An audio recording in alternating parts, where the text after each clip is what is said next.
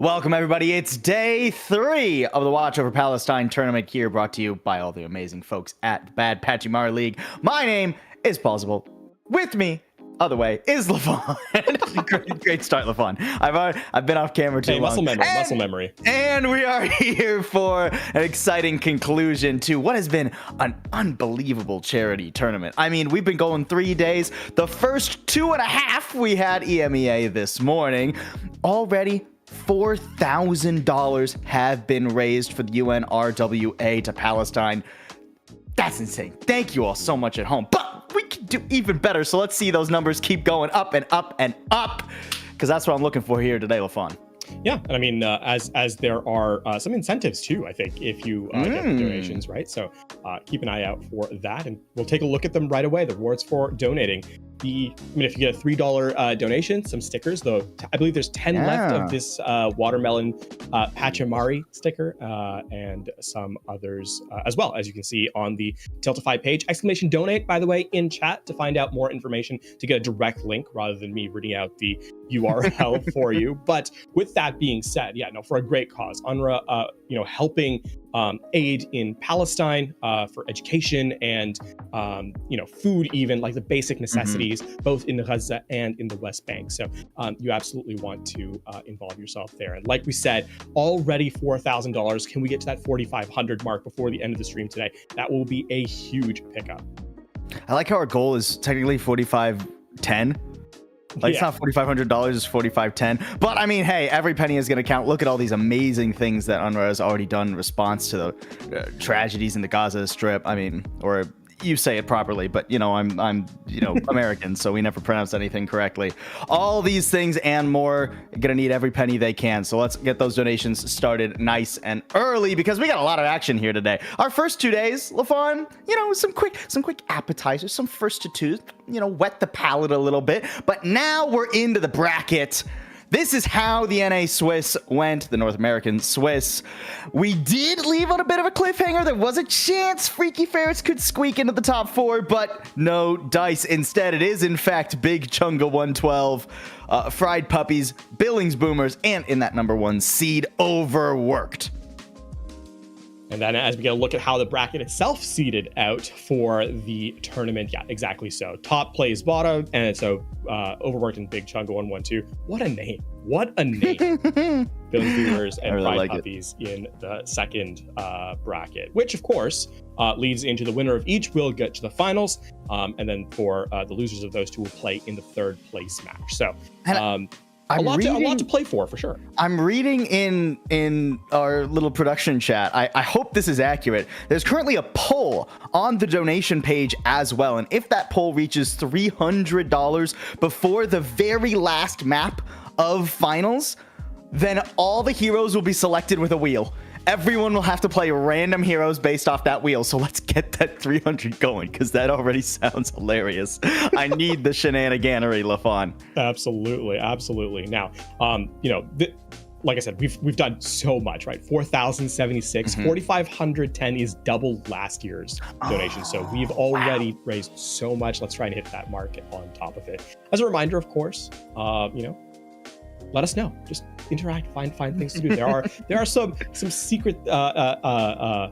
We gave away one. That $300 mark gives us the wheel for the heroes, but should be interesting all the way throughout. Now, as we get a look at our teams that are involved in this particular match, because it is coming up next, Billings Boomers and Fried Puppies. Here they are. Here are the players.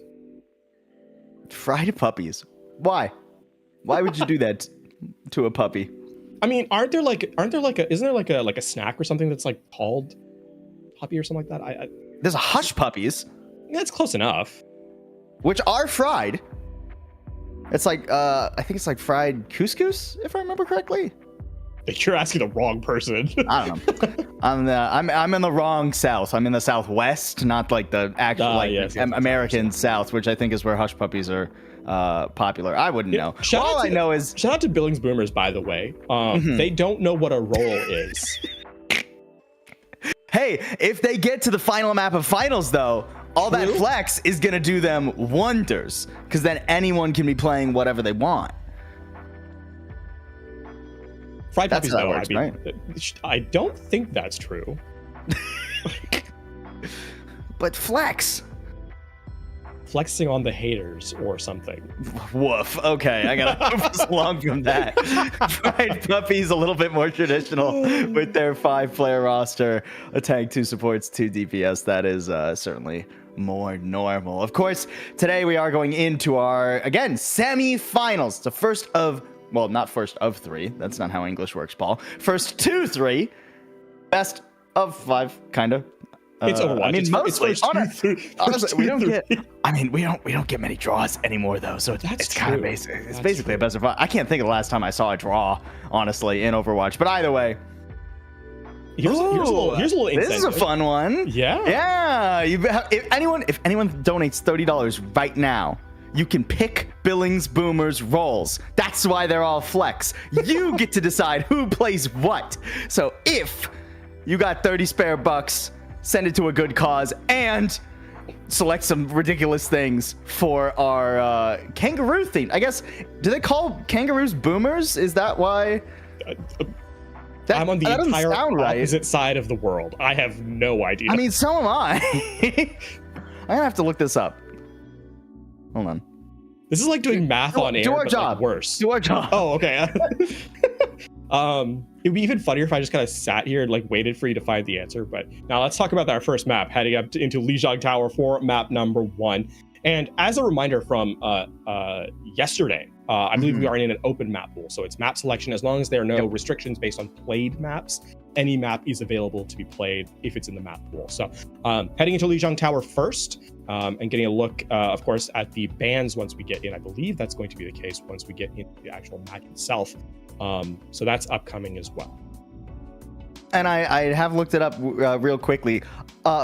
Male kangaroos are called sometimes bucks, jacks, or boomers. So there you go. That's your fact of the day. There you go. And you've all learned something today. Hey, whoever's watching, you're one of today's lucky 10,000. Unless you already knew it, in which case. I knew you were going to say that. Even after so long, I knew you were going to say that. Farah is the first ban here, followed quickly by Diva. Fried Puppies banning Diva, and the Billings Boomers banning Farah. I'm never upset to see a Farah ban on Lijiang Tower. It's really only relevant for, well, I guess 2/3 of the points. Like you can make it work on Night Market too. It's maybe a little bit more difficult. Gardens, obviously, one of the OG grounds for Farah. She's just nasty there. Don't want to deal with her. Ban her. Fine with me. That is one way to deal with your problems, and surprisingly effective too. Actually, God, if only I could ban all of my bills. That would be nice, or even just one.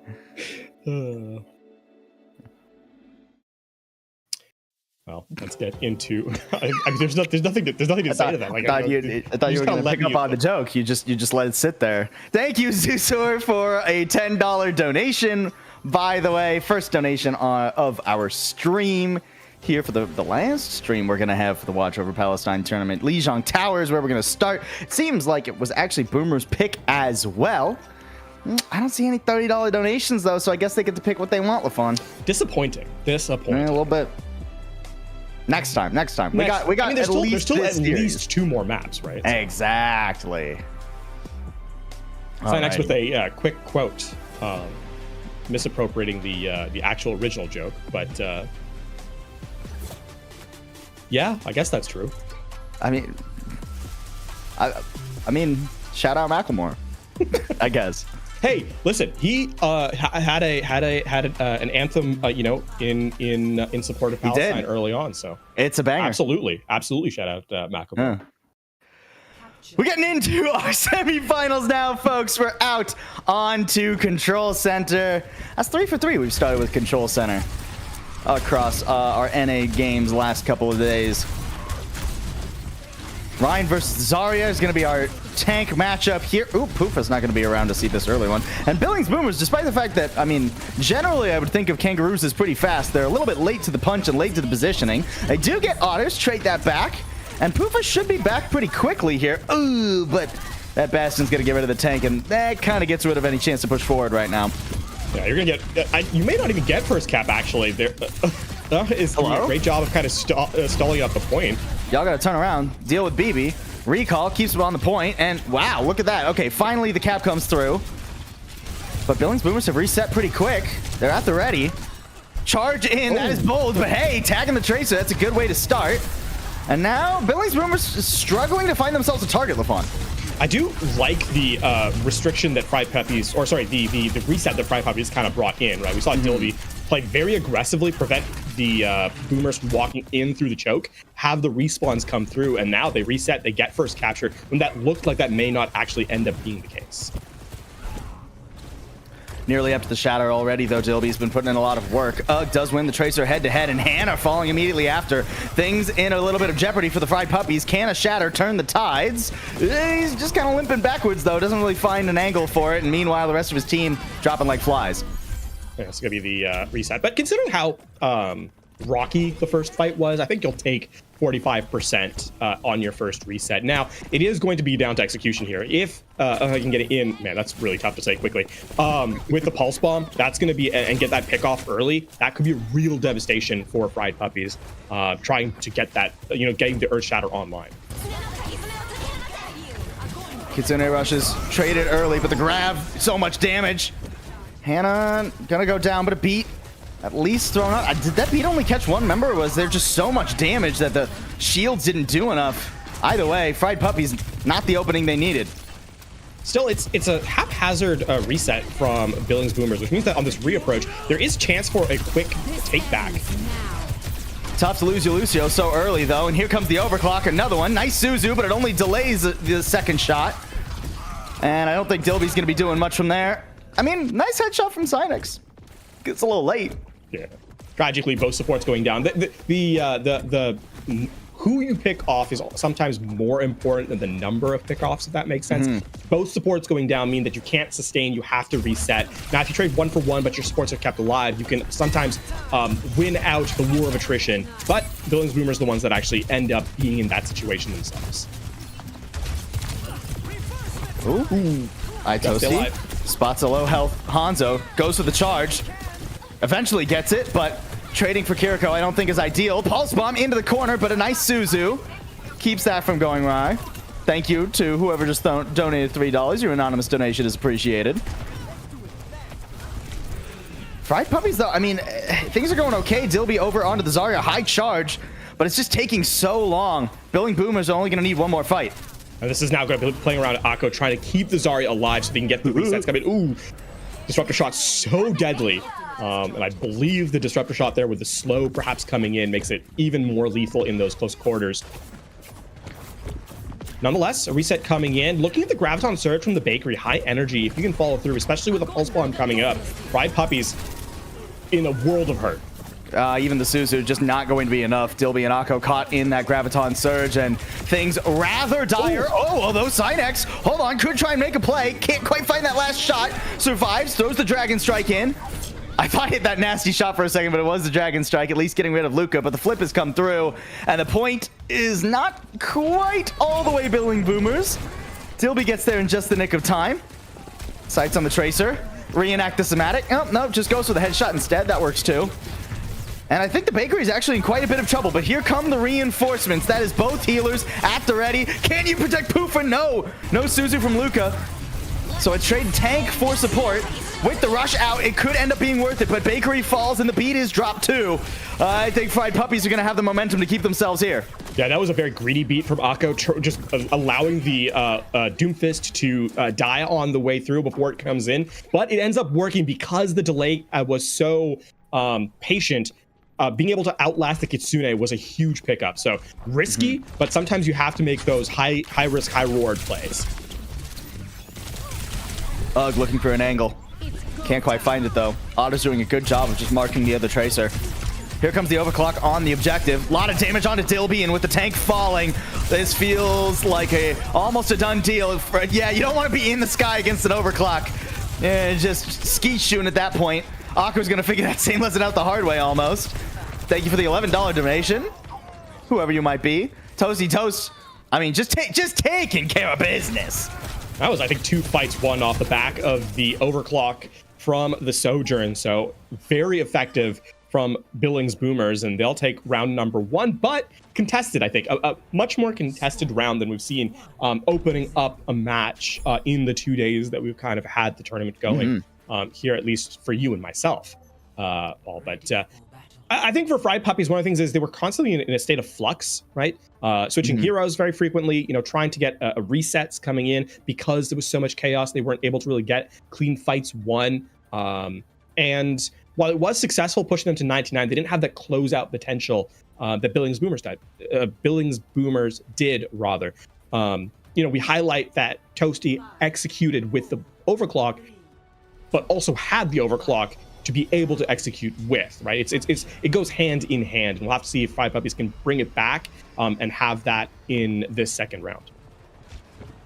Billings Boomers just one round of control away now from repeating some of the success they saw yesterday. Let's keep in mind, these two teams actually faced off in the 4th round of the Swiss, and it was a 2-0 in favor of the Billings Boomers. Fried Puppies, though, off to a pretty good start here. They've got the forward position. Cynex needs to stay alive. Oh, no. Okay, that's not ideal. The point hasn't even unlocked yet either. So actually a bit too far forward. Fried Puppies a bit too eager. They wanted to try and cap and put pressure on, but they didn't have enough to do that. There is one major difference between these two teams, right? And that is in the support line. It's Lucio versus Wuyang. Wuyang has 2 benefits over Lucio, and that is healing throughput and damage output. The Lucio, meanwhile, allows you to rotate much more quickly. So we'll have to see if Fried Puppies can play to their advantage with the aggressive early fights and getting close, prevent the Wuyang from excelling at what Wuyang does. Ooh, Cynex. I mean, that's a nice angle, but you're a bit close for comfort. Ugg and the Bakery gonna deal with that one.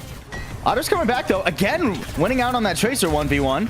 Gives a little bit of breathing room to Fried Puppies, but the support's still feeling rather claustrophobic. Both of them fall, and now it just feels inevitable that Fried Puppies will follow. Yeah, I mean, the sustain here is inevitable. Billings Boomers are going to climb up past 50%.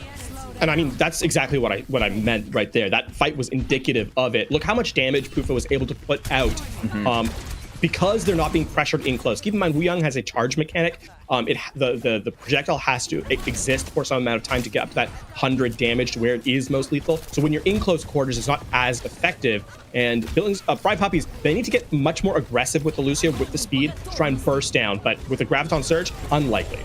No support ults available either. Fried Puppies, they haven't been in these fights long enough to earn their own ultimates. So it's just a quick reset and one more real chance to try and take this. Now, the good news is the Kitsune Rush, the Graviton Surge will both be available, but I'm looking at double support ults the other way. That's going to make this tough, Lafon. Here's the thing. You're going to use, you see the Tidal Blast probably applied to the Tracer and have it just blanket the backline, going for those big stuns. I like the angle on that Dragon Strike. That's going to split Billings Boomers. They're now in 2 different camps. The Kitsune Rush, though, bringing them all back together. Nice and forward. Grab does catch him up, but so much damage being bumped out. Toasty's got it again. Oh, and the bubble, too. Insult to injury. As Billings Boomers, I mean, it was a close first round, but they didn't sweat on Night Market. And it's a bit of a bad feeling for Fried Puppies because they died with 3 ultimates still not spent. That just shows how much more aggressive Billings Boomers were in that last fight, right? Engage quickly. Don't allow your opponents to get the opportunity to succeed. I mean, Toasty was just on it. I think that's the other difference in the compositions too, right? Is the difference between the Sojourn and the Hanzo. The Hanzo a little bit more of a consistent threat. I mean, you always have to be careful where you poke your head out against the Hanzo, but Sojourn much more bursty. Has like moments of, oh well, I'm just gonna tickle you with the submachine gun, but then all of a sudden the overclock comes out and it's like, oh hey, die, you're going down. I almost did the Reaper ult. That one's not even as deadly. Overclock, just keep shooting, keep putting on the pressure, and every time that overclock was up, Toasty was a nightmare. Yeah, I mean, hey, credit to Billings Boomers, though. They get that 1-0 lead. Keep in mind, it is a first to 3, so it's not over and done yet. Yeah, not by a long shot. There's that. I mean, this is the first overclock. This is the other overclock. I think every overclock Toasty had, which was 3, every one of them got value. Mm-hmm. The grabs, too. I think Bakery was definitely winning out in the Zarya head-to-head. Both those Graviton Surges were quite a bit more potent, I would say, from the Bakery. Of course, played the Zarya longer, too. So, yeah. I mean, that puts a little bit of it in there.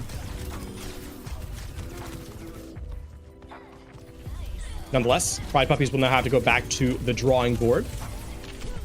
See if they can find a winning condition for themselves. Keep in mind, before we go to map number 2, though, donations still available. Billings Boomers.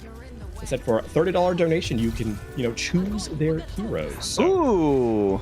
And we have a little bit of a special surprise for map number 2. We'll talk about it when we get there. But how we get to map 2 is going to be in Fried Puppy's pockets now. They get to decide if they want to choose the map. Most teams choose the map. Or if they want to ban first when we do get to the ban phase on map number 2. I mean, I'd be surprised if they wanted to ban first instead of choose the map. I think choose the map is generally a bit more comfortable for most teams. Gets to play side of your strengths, right? Which is probably the bigger idea. Like you can kind of play, especially if you're a dive team, you can play maps with more high ground. If you're a rush team, avoid that. Yeah, and we still don't for certain know what our team's preferences are. I don't think we got like yesterday we got pretty clear indications on the first map who liked to play dive, who liked to play some rush, who liked to maybe switch it up a little bit, right? We didn't really get much of that on this map. Suravasa doesn't give me an immediate tell either as to which Fried Puppies are going to prefer here, Lafon. Yeah, no, that's Servos is one of those maps I think where a lot is Flashpoint in general, especially with the new map changes to new. It's been a couple seasons. So the changes to New Jug City, but overall Flashpoint allows you there's flat ground, but because it's such a quick map type, you can really make the dive work as well. So yeah, I agree with that.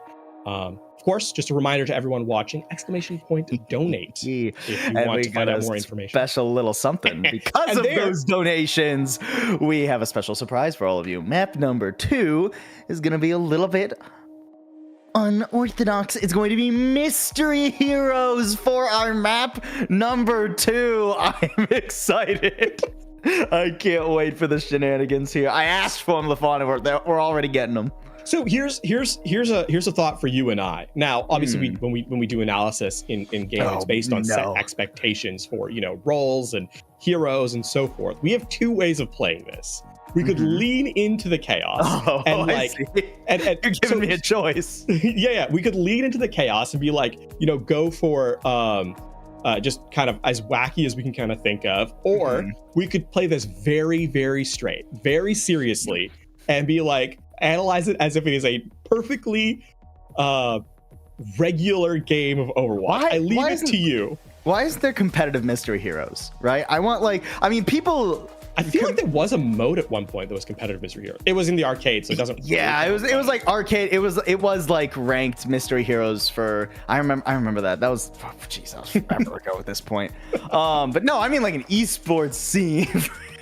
for mystery hero. Look, there are games that are RNG based and they still have esports, right? You gotta learn to manipulate the probabilities, play around it, right? Unfortunately, the thing about mystery heroes, taken to its logical conclusion, you just don't play the game. Because you once you get like the ideal, once you roll the ideal composition, you play as safe as possible. Ooh, and thank you to our latest donation, $30 from, I hope I pronounced your name right, Cravatus. Comments, Pigeon Cam. All right, observers, find a pigeon at some point. We don't have to do it now. The game's starting, but for the future. Or, you could just find it now. We could just ignore all of the action and go searching for a pigeon. Maybe not right now. All right, let's see. What do we have here? So which one are we doing, by the way? I don't know. I'm playing it by ear. Okay. Woof. Farewell, Hannah. See, if we were doing the serious version, I'd be like, this is where the poke is. Oh, look at how good the Doomfist is into the randomness. Oh, but I can't quite find the Juno that just like flies away. And I mean, it is kind of crazy that Toasty Toast spawned on the Sojourn, the pick that was absolutely nuts, and immediately dies. This started doing a ton of work. I mean, hey, maybe this will end up being good for Fried Puppies. They lost the first contest here, but they're definitely winning the fight. I don't think the bakery's gonna be around much longer. Frozen stalling. I mean, I do despise going up against a May and mystery heroes for this exact reason. just a surprising amount of survivability that you don't really get anywhere else. Plus, you know, gets past your defensive utility with the primary fire. Sorry, the flex and, you know, so forth. Yeah, exactly. Yeah. Oh, Hannah. Oh, that's interesting. Okay, I did not know that. You have you have your perks early in Mystery Heroes. I guess. Mystery Heroes. That makes sense. You don't really have time to get them otherwise. Also, it is roll locked seemingly as well. So Bakery has just spawned into a tank over and over again, and Otters has spawned into a tank over and over again. So we might be fixing that. Yeah, I think we're going into a true Mystery Heroes that is not roll lock. I think we're gonna do a little rewind. All right, no, we're not worried about it.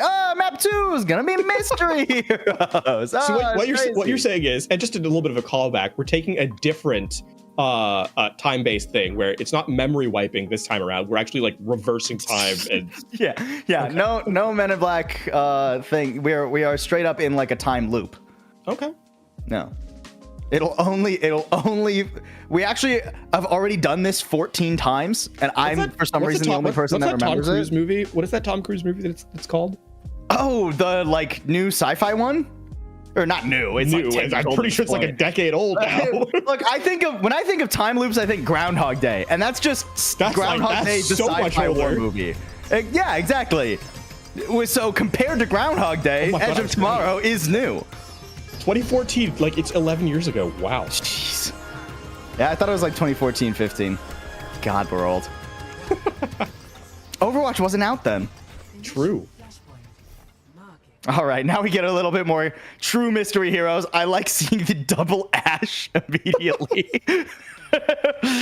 And no tank. Double Ash, no tank for Fried Puppies on the Billings first. Boomers actually has the more balanced team. That's actually a normal-esque comp from Billings Boomers. I mean, you've got an extra support in there, but... what are you talking about? Zen goes for the aggro. We know this. I mean, look at the Bakery. Just going for it. Maybe going for it a bit too much. Ooh, that was a nice Suzu. Oh, the res? Ooh, big pickup. Oh, but that. Okay, well, I mean, you got the reset coming through. Yeah, there we go. I feel all warm inside. I mean, the res actually was pretty clutch there. Oh, now they have an actual team comp. 2-2-1. Fair. And now Fried Puppies have spawned into almost the opposite of what they just had. Yeah. This is so what Fried Puppies are playing is modern goats. Just lots of tank. Oh man. Oh hell yeah! There we go. Can you imagine like all the perks that are in the game now? Goats having all those perks. I draw your attention, of course, to bottom right, Pigeon Cam. Pigeon Cam! Woo! $30 for that Pigeon Cam. Well worth it. Oh, it's a nice Transcendence. Billings Boomers. I mean, they're playing this well, and that is one of the things about Mystery Heroes too. Once you like survive 2 fights and you start getting ults, it can be a little bit tough for the team that's losing. It's especially rough on Flashpoint because you don't really have no time. You just have to run. All right, recontest. Oh, the Suzu though. I think that might actually just be point one. Yeah, that's point one for sure. I don't even think the Dragon Strike was necessary. Frozen is kind of fragging. I'm thinking of that res again, dude. That Poofa res. I mean, Frozen wouldn't have been able to do half of this. Has almost got the Gravitic Flux. Now let's see if the at this point we really have to keep an eye out on what Fried Puppy respawns to, because in terms of like the traditional stuff of economy and so forth, that's kind of irrelevant. Okay, that's actually huge. That was the Kitsune rush as well. So I mean, pretty much trading 1-for-1 there is always going to be worth. Poofa falling to Gravitic Flux. I mean, this would have to be the greatest Gravitic Flux I've ever seen, and yeah, not so much. Might as well use it though. I mean, you're gonna get swapped off anyways. I mean, that pick onto like just started all of this, right? Because that meant that Billings Boomers just not a lot of healing, and then desperation. Oh my god, the alt cooldown. A second Pigeon Cam. It's staring into my soul in a way that I don't know that I appreciate. Look, pigeons. We betrayed them. We let them down. It deserves to stare into our souls. All right. Tough luck for Poofa. But don't worry, there's another tank coming on in. Ooh, yeah, that's a good angle for a Deadeye. Just keep them all off. Ooh, Fried Puppies is going to have a nice angle to start poking at the backline, too. This is getting tricky for Billings Boomers. Although, if you can get up to the Tidal Blast, that's going to be nasty. Is that pigeon getting closer? Oh my god. Lafon, run! Run! It's coming for us! I'm so worried that at some point I'm gonna look away and then I'm gonna look back and the pigeon's gonna be gone from the camera and then I'm gonna look back behind me and there's gonna be a pigeon in my room. Oh man, full pigeon cam! Woo! Oh no! Oh my god! No, Wait, that's sorry, a pigeon. Yeah. I knew what was coming. Don't worry. Fine, we're gonna have to take you bird watching again. Oh my word! Might have to take you pig watching? No, that's not a thing. There's a big whole hog. I see you haven't been on a farm in a while. Maybe ever. Oh really? Interesting. I've probably been on a farm at some point. Not that I remember it. Because I mean, you could if the farm has pigs, you could just like look at them and it would be pig watching. Yeah, I don't really think that's a pastime though, like bird watching is. I actually don't have any bakery. I'm just gonna move it back to the game. The bakery does actually almost have the sound barriers, so this has gone from 99% for Fried Puppies to actually almost an unwinnable fight here, especially with Dilby gone. Yeah, I mean the Life Weaver alone's not really enough heals, is it? No, it's okay. Akko's got this. I believe in the thorns. Oh, I was gonna say the 2v5, but there goes Hannah. So now the 1v5. Akko, what can you do? Okay, if the bakery has any style points, I want to see an Ajax off the side of it. Oh, the Ajax for so yeah. funny. I mean Ajax parity, right? Yeah. Ooh. Oh, what was that hook? The next objective That looked nasty. Also, Frozen died and was on something else, right? I'm not crazy. Wait, who, sorry? Frozen, the Sigma, because now is on Sigma again and almost has Gravitic Flux again. That's some RNG. I'll say this. I'm so not used to paying attention to this many hero swaps that I actually can't tell you. Brain overloaded. Ooh, artillery. Yeah, that's not the best artillery strike I've ever seen. Gravitic Flux and the sound barrier and Billings Boomers are still actually really low. Did they just whiff everything? Okay, I mean, get one off the map. That's at least fun. Oh, nice block. Actually, wait. No, okay. For a second, if Ugg had gotten that kill on the Mauga, I would have believed. Tragic. I will also highlight, by the way, we did not have an Ajax. There was, in fact, a 4-player sound barrier. We got 5 pigeons in that cam. They're multiplying. The army is gathering. Wait, 5 pigeons? That's just enough. Get them computers. Get them an Overwatch team. Okay, now that absolutely does ask the question. In the Overwatch esports teams of all time, where would 5 pigeons rank? I mean, surely above the Season 1 Dragons, right? Ooh. I'd say they're catching strays, but no, they actually did earn that. Also, somehow Billings Boomers have respawned into the pharmacy combo. That's kind of nuts. I'm a little bit disappointed that they can't win this fight with such an absurd combo, but I guess they did just get rolled by a million ultimates. Now as we all right, now I don't even think unfortunately I don't think they can contest unless Toasty gets their ASAP. I mean, I seriously doubt it, because there's some fairly lumbering Billings characters. Boomers, everybody keep dying. You've got 2 Roadhogs, so Poofa, Toasty, and Ugg, all of you just like keep dying. I want to see 5 Roadhogs. They can't hear me. Oh, well, almost the chain hooks there. That would have been pretty funny. Oh, bye. Oh, okay. Well, we're definitely not getting 5 Roadhogs now. Well, there's still time. Well, okay. Well, now we are at a 2 Roadhog deficit from when I requested it.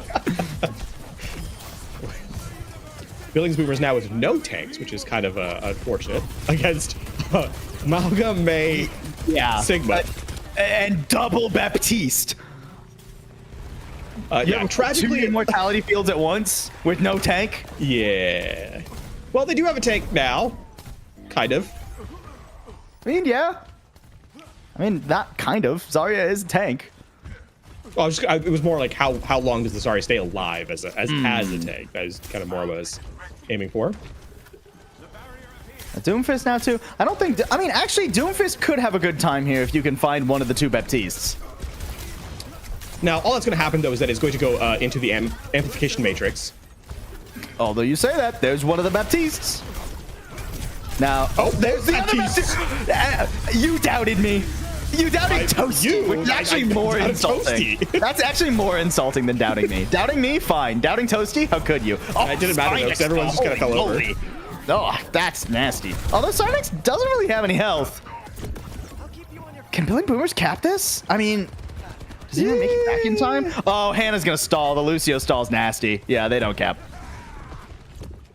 Now the question is, do they get out alive? And the answer to that too is no. Ooh, nice pull. Unfortunately, no one's there to follow up on it. And I don't think anyone touches here either. Yeah. So we're going to the 5th round here on this flashpoint. It seems that in the chaos mode, that the best way to get to map 5 is the chaos comp.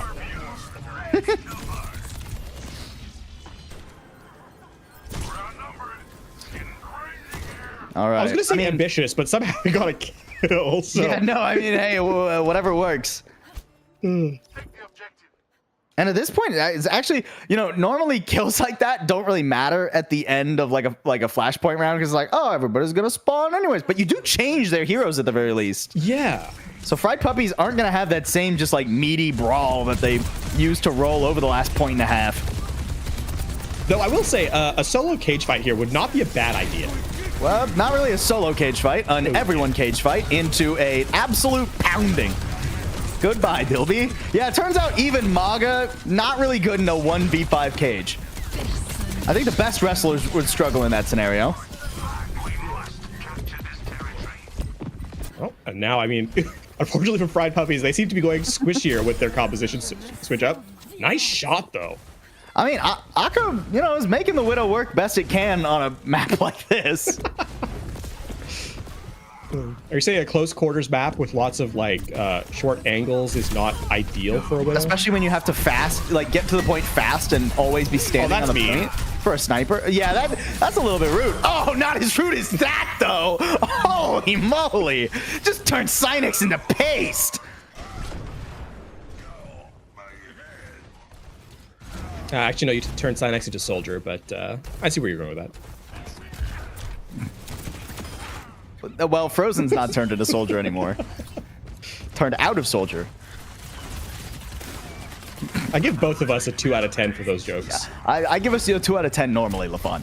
So, I mean, at least that's on par.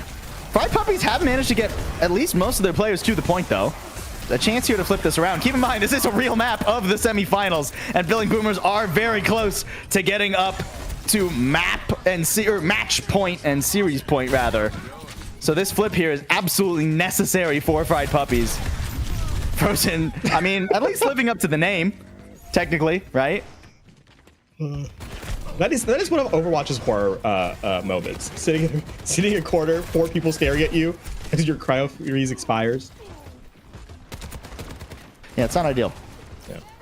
Now, I will say, if Fried Puppies can get to their ultimates, they actually can force a final fight here, right? Because Billings Boomers off the respawn, they don't have a ton of healing, right? Just the Zen. This could be... Somebody's got to get Ugg, though. I'm just worried about that rip tire coming in at the very last moment. Oh, and Hannah already sent packing. Toasty on the Rhine putting in some work, but does get traded out. Oh, almost a Visor here. Visor here could absolutely turn the tide, but not enough healing. Oh, Bakery doing a good job there. And Billings Boomers, I mean, they've walked in and declared the point and map. Both are theirs. Oh, there's the last second contest, but that will be it. And Billings Boomers didn't even need alts. Yeah, really nicely done. A very fun map. Oh, there goes one off the side in celebration. Nice. Our Mystery Heroes shenanigans comes to an end. Billing Boomers standing on top, repeating their success from yesterday, already up to 2. The difference being 2 doesn't win them the series this time. So Fried Puppy's not out of this yet, but we do need the reverse sweep now if the Fried Puppies want to make the make the finals rather. Reverse sweep, as you highlighted. Now, the question is, do we go confirmation, do we go back to normal watch, or are we continuing with Mystery Heroes? I think it was just map 2. Just map that 2, was Mystery Heroes. At least that's what it sounds like. Yep, we got confirmation from our producer. We are back to normal. So now the map pick actually matters. Fried Puppies. I mean, Suravasa. Hey, I enjoyed the Suravasa pick. That was a lot of fun. Won it too. It was good. Yeah. It was a good Mystery Heroes match. Yeah. You know, normally I will say, go for it. Well, I was gonna say I was trying for you're so used to muscle memory wise, like thinking about the game in a certain way, right? Like a certain pattern, looking for certain ideas, and kind of like building a through line through it. My brain instinctively tried to do that, right? And then I would get like the first step in, I'm like, something is desperately wrong. Pigeon Camp. Are all our highlights the Pigeon Camp? Okay, no, actual highlights too. That's fair enough. Fair enough. You know, we got to give the players some love. I mean, it's because they're here that we can even put on this amazing tournament.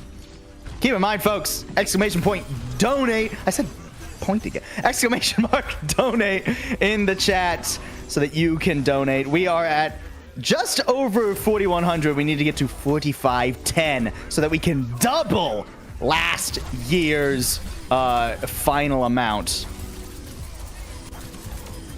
And we still got plenty of Overwatch to play to do that. At least 4 more maps of Overwatch here today, LaFawn.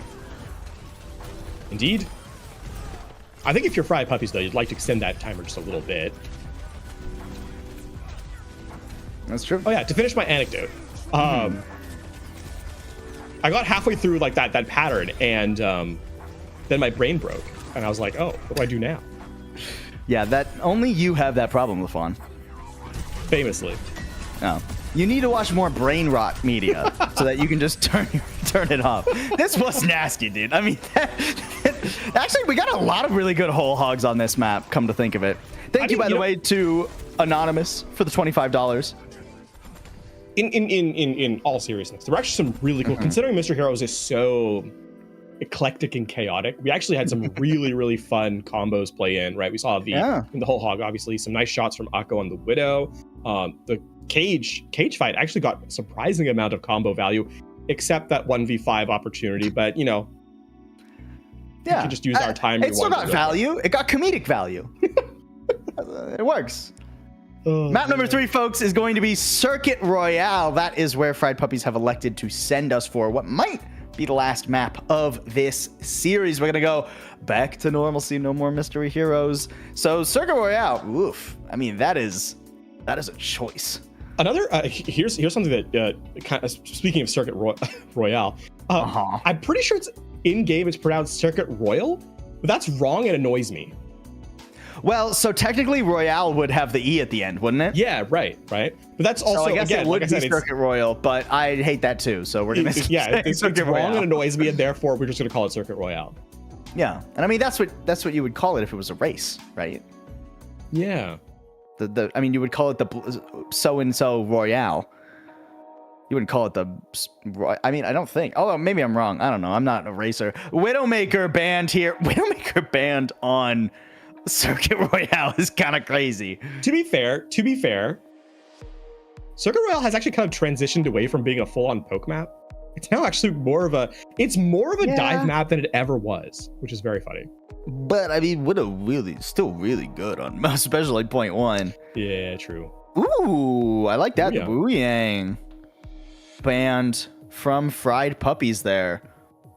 I think that kind of tips. I don't think in at least map number 1, we really didn't see Fried Puppies use the Wuyang at all. It was them who used the Lucio instead, and that was one of the big differences in their two compositions.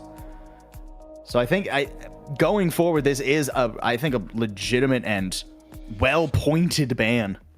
I won't say that. I think it's not that they were not able to shut down the Wuyang it's more that Wu Yang was getting a ton of value before the trades came in. Keep in mind, Wu Yang with that charge mechanic on the primary fire, getting in close up front in front of Wu Yang is like kind of the best way to do so.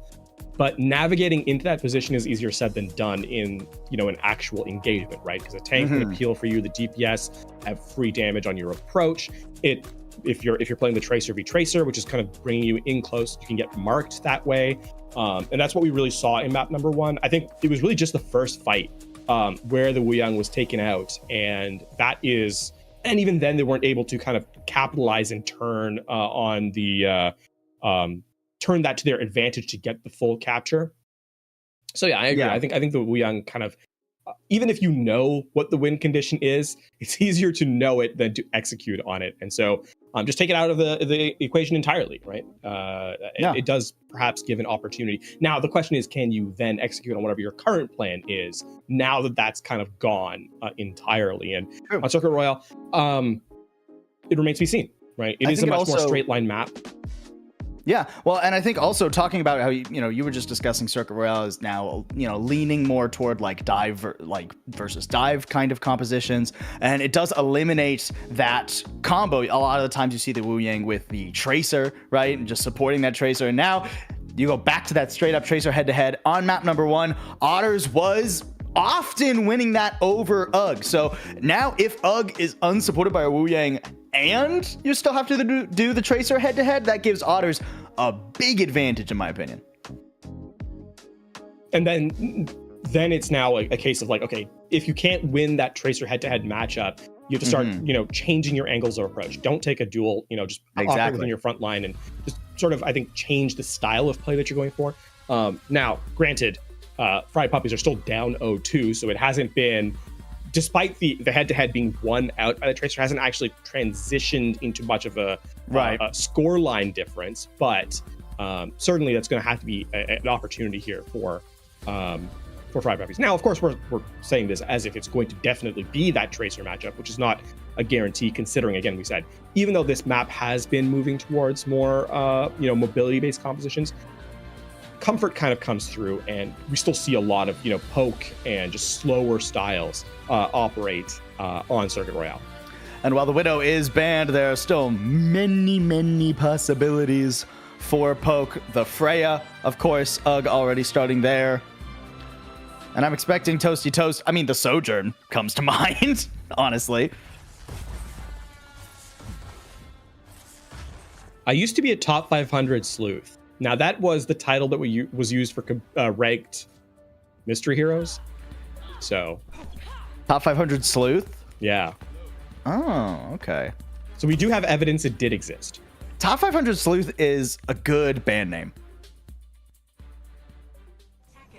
It's shocking how many things are good band names, There are quite a few. Toasty Toast. Whoa, okay, not on the Sojourn. Instead, the Symmetra. Why does the race car have auto driving? That ruins the point.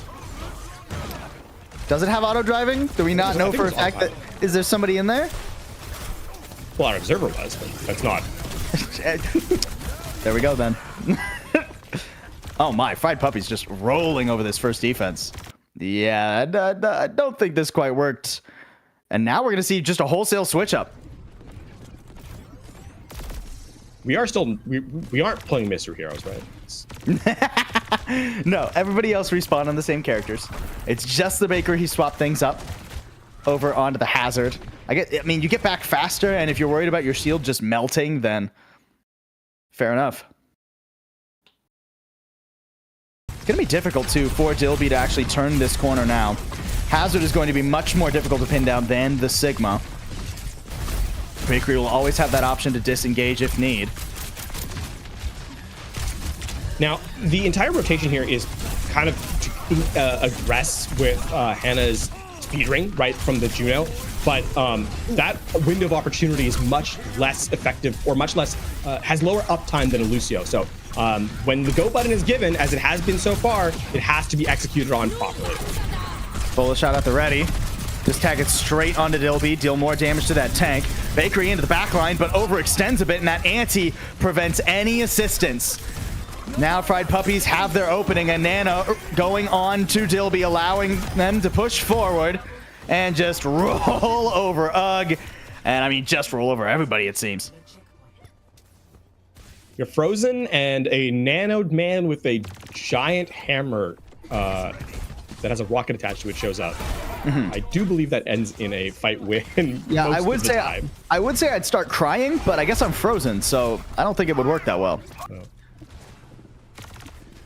Now, here's an actually interesting thing. The photon barrier from Toasty can be effective at sort of segmenting off the map, but with the speed ring, with the orbital ray, Billings Boomers can absolutely, just bypass that should that come through to play. Okay, the Hazard Art at least giving an opportunity for Ugg to get rid of the enemy Ana. Without that Ana, there's not much healing. Kind of not throwing in the Juno out there. Instead, opting to go for a full reset instead. Fried Puppies, I wanted to say they just let Billings Boomers invest, but they used Shatter and Dragon Strike there too. Yeah. At least, I mean, the one consolation is that Dragon Strike is, despite being better now after being buffed a couple seasons back, it's still not, Yeah, it's rather disposable. Exactly. Oof. Ugg, you are not disposable. So be careful, bud. All right, speed ring committed. Bye. Oh, that is a beautiful pick from Synex. I mean, that should just spell the end of things. Without Luka, there's not nearly enough healing. Yeah, it becomes pretty simple for Fried Puppies there. They do still invest the Juno ult, though. Yeah. I mean, you guarantee the elimination. Now, I will say, exactly. On a recontest here, this is unlikely to be a cap, or they're unlikely to be a recontest because of the blizzard. You can put it in the choke and just not let anyone come through. And even still, Billings Boomers don't even approach the point. A lot of time for Fried Puppies coming into point number 3 as well. An early Ant Matrix trying to get rid of them. Luka dealing some damage, but now is feeling the pressure. Yeah, the blizzard making things pretty difficult. Got to drop on the high ground and into the Reinhardt. You really, I mean, talk about rocks in hard places. I guess it's hammers in cold places, but somehow Luka actually nimbly dodges through all the difficulties there. Bakery not so lucky, pinned to the wall, and that'll spell the end of that defensive fight. Ooh, farewell. Yeah, the at the cost of Toasty's life. Luka stays alive, the teleporter being extremely effective.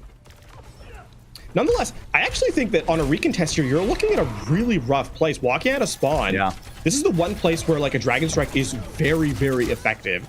A thin corridor where you have no mobility escapes. This could just... I don't love that Dragon Strike, gonna be honest. I do love the shots that come after it. Here comes the bolo, though. Nicely done. Ugg in a really good spot to put pressure on the back line, keep their heads turned away from the tank. Fried Puppies weathering the storm for now, but how long will it last? Synex caught in a small room with a big horse. Don't like that if you're the Hanzo. Ugg just trying to dip and dodge around Akko 2, keep the attention pulled away, and then go in for the kill. Masterful dodging or exchanging of aggression there from on the Freya. Just, quickly jumping in for a quick couple of shots and then dashing out. So the rest of Fried Puppies have to look at the front line. And then when their attention is distracted, come back in for the kill shot on the remaining straggling members. It's just a case of you have the high ground control, use it to your advantage. And Billings Boomers have eked out a bit of a hold here now. Still plenty of time for Fried Puppies. 2 minutes and not very far to push the payload. They're going to go for the long rotate because they have all that time. Rob the high ground away from players like Ugg, Poofa. Don't give Luka a safe place to stand. Although it's hard to push through this final little arch, especially with what Billings Boomers have ready. I mean, 5 ults ready to go here for Billings Boomers. And Ugg can just poke away at this for pretty much ever. Can't commit any more forward. Okay, Cynics making it through there. But even still, Fried Puppies struggling to find the angle they want to actually attack from. Finally, the shadow goes down. Immortality field nicely placed. Oh, but Poofa was just outside of it, actually. I'm trying to go for what he can. Here comes the Ant Matrix. Nicely walled, too. That's huge from Otters. Bakery goes down because the healing output blocked away. Luka at least surviving, going for the frags. I mean, if you can get Hannah and then survive, or at least buy time for the rotates, or not rotates, but respawns, maybe there's something. But caught in the Dragon Strike Poofa, and it feels inevitable that Fried Puppies are going to get this over the line. And with the nano boost, no one can stand inside the area of effect of the Reinhardt. Dilby will close it out. So, Fried Puppies, I did like the dodging of aggression from their high ground rotate. Because keep in mind, with 5 ultimates, especially with the Orisa having so many ways to dodge the to nullify the freeze from the Blizzard, it becomes a much weaker ultimate. However, there was a case of where it looked like Fried Puppies overstepped their boundaries and made themselves vulnerable, but were able to kite back in time. So as the Bakery went for a play with the Terror Surge, it meant that both forms of the Orisa that were available to give you that escape from the freeze had been spent and ended up being more effective to allow the Shatter to close the backline out. And so, I mean, a ton of credit to Fried Puppies for playing that ping pong style in that last third, which is really difficult to capture. Circuit Royale third is insanely hard with the respawn advantage. Now Fried Puppies will go over to the defense. Managed to cap with just over a minute remaining. Do wonders for their chances of winning this map and starting that reverse sweep that they need to do. Reminder, folks, ! Donate in the chat. We are still looking for quite a few things. I mean, that 45-10 goal for starters, but also keep in mind there is a poll running on the donation page. If we can get $300 on that poll, the very last map of the grand finals, all the heroes will be selected with a wheel. So go in, because I want to see that. Nice shot there from Synex. Getting rid of the close quarters. Ooh. Stay alive, though. This is not a great place for Dilby to be, though. That wall very nearly deadly. Oh, Bakery playing with fire. The wall separating him from the healers, but manages to tiptoe back.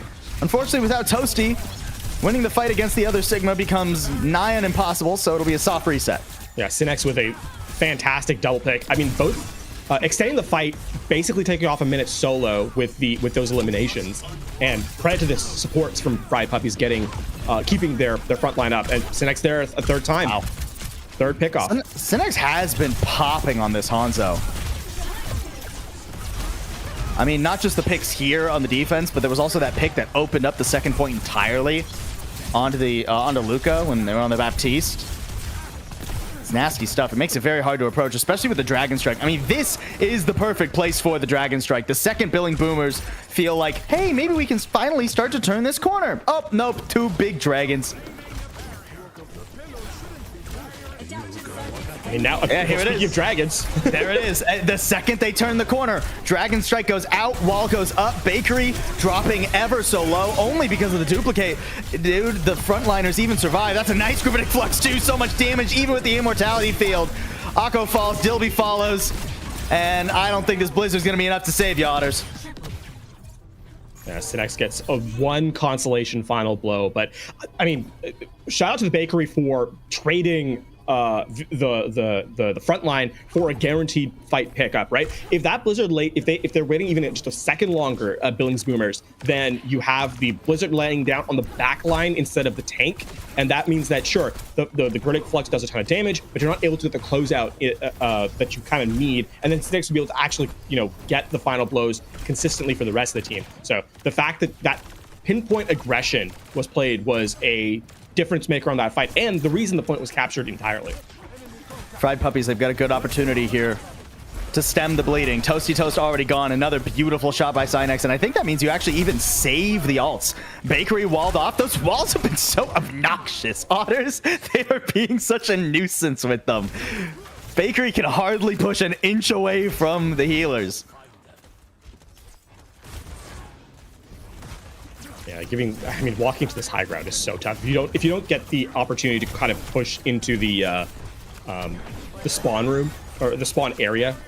You have to kind of brute force this, and that's going to require either an early pickoff, which hasn't happened, or dumping a ton of ultimates. I mean, the only early picks have been going Fried Puppy's way. Transcendence to survive the Gravitic Flux, but it's still a 4v5, and the Kitsune Rush now out for Fried Puppies. Otters charging forward without a care in the world. Yeah, turn your attention now to the tank. And the Bakery in a pretty tough spot. I don't think you're getting out of this one, bud. And I mean, even if they continue to try and, like, even if they get a pick off here, it's just going to mean that they're going to stagger their own offense, right? Because you're not pushing in a 3v4 on this point, barring some sort of catastrophic fumble from the defense, right? And Fried Puppies have played excellently. I don't see that. I don't foresee that happening. Otters, can you actually sneak through this? Nobody's even thinking about it. Otters in the perfect position. That's 3 players who have no idea there's a blizzard behind them. Oh, Puka is done for. Done for. There we go. Headshot comes through. Otters surviving, but it's not as clear cut as you might have thought. Even the Dragon Strike being thrown in here. Bakery, the only tank standing, and that means Billings Boomers still have a chance. Gravitic Flux at the ready too. Cynex is going to need some nasty shots, and I don't think is going to have the chance. Yeah, no opportunity. Unbelievable that Billings Boomers weather that. Now, the forward aggression needs to come through from the tank here. Bakery can't allow Fried Puppies to get set up with the amplification matrix, right? With that damage throughput from the Sigma, from the May, and it's a little shallow. Gravitic Flux only catching on to Dilby. Easily survives that with the Immortality Field and the Amp Matrix. Now Cynex and Otters getting in on the action. Akko is down, so Fried Puppies on limited time. They won't be able to survive forever.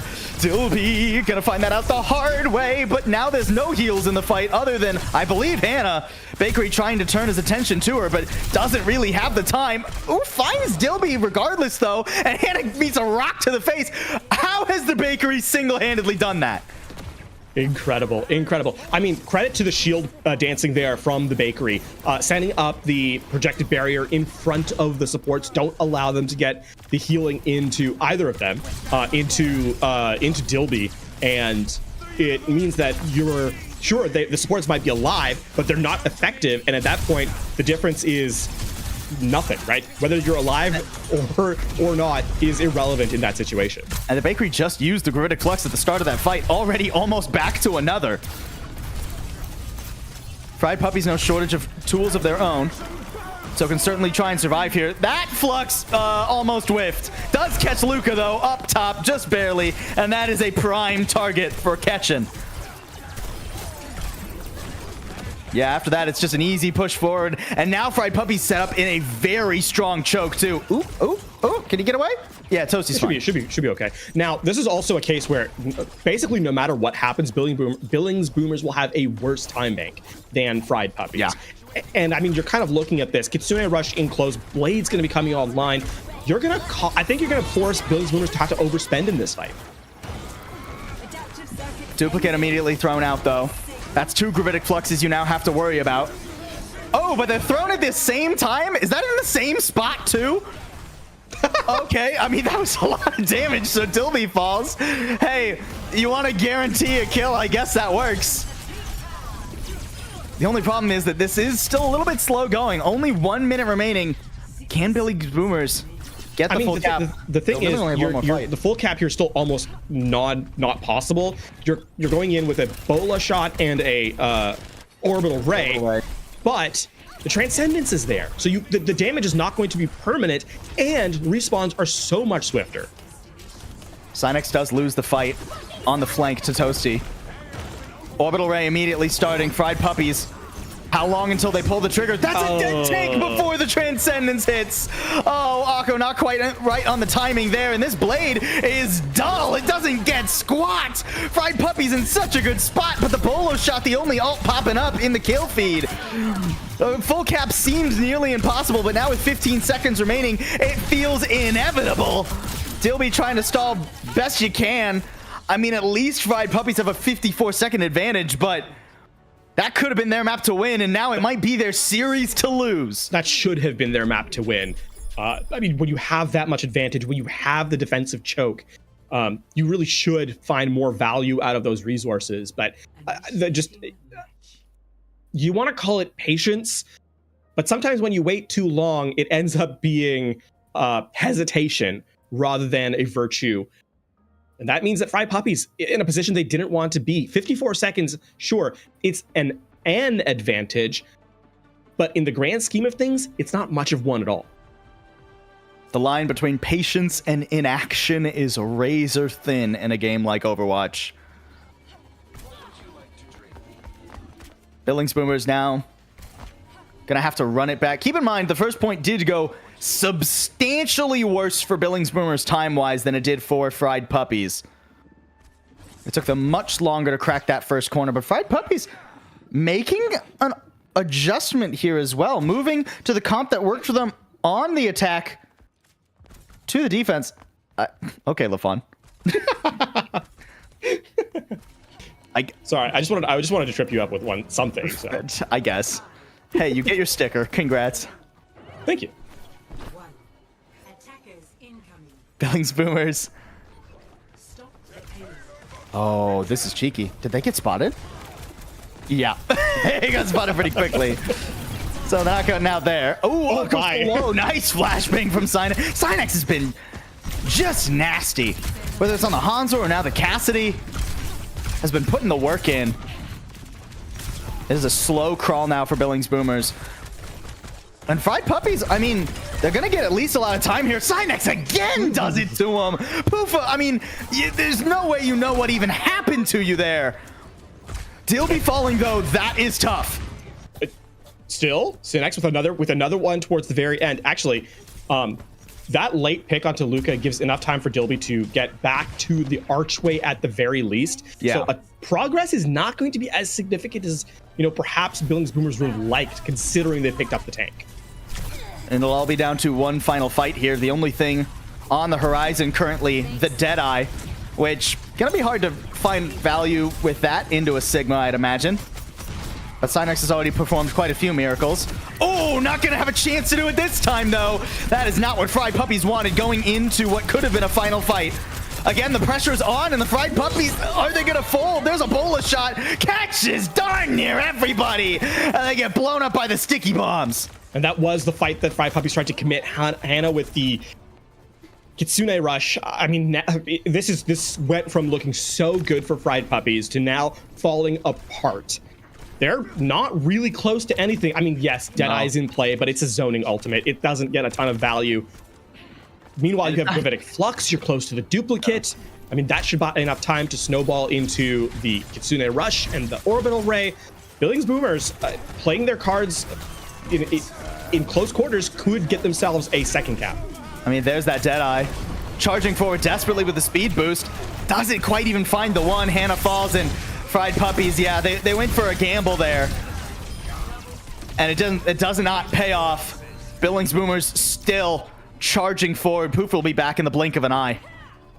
I mean, you're hoping now for a close quarters fight. Execute with the sound barrier, then immediately into the Shatter, into the Blizzard. Just try and dodge around what Billings Boomers has. But again, you're walking through a choke point, which is a pretty difficult... I mean, it's going to be incredibly difficult to actually execute on that plan. Nonetheless, Fried Puppies, it's all about just running them down right now. Charging forward.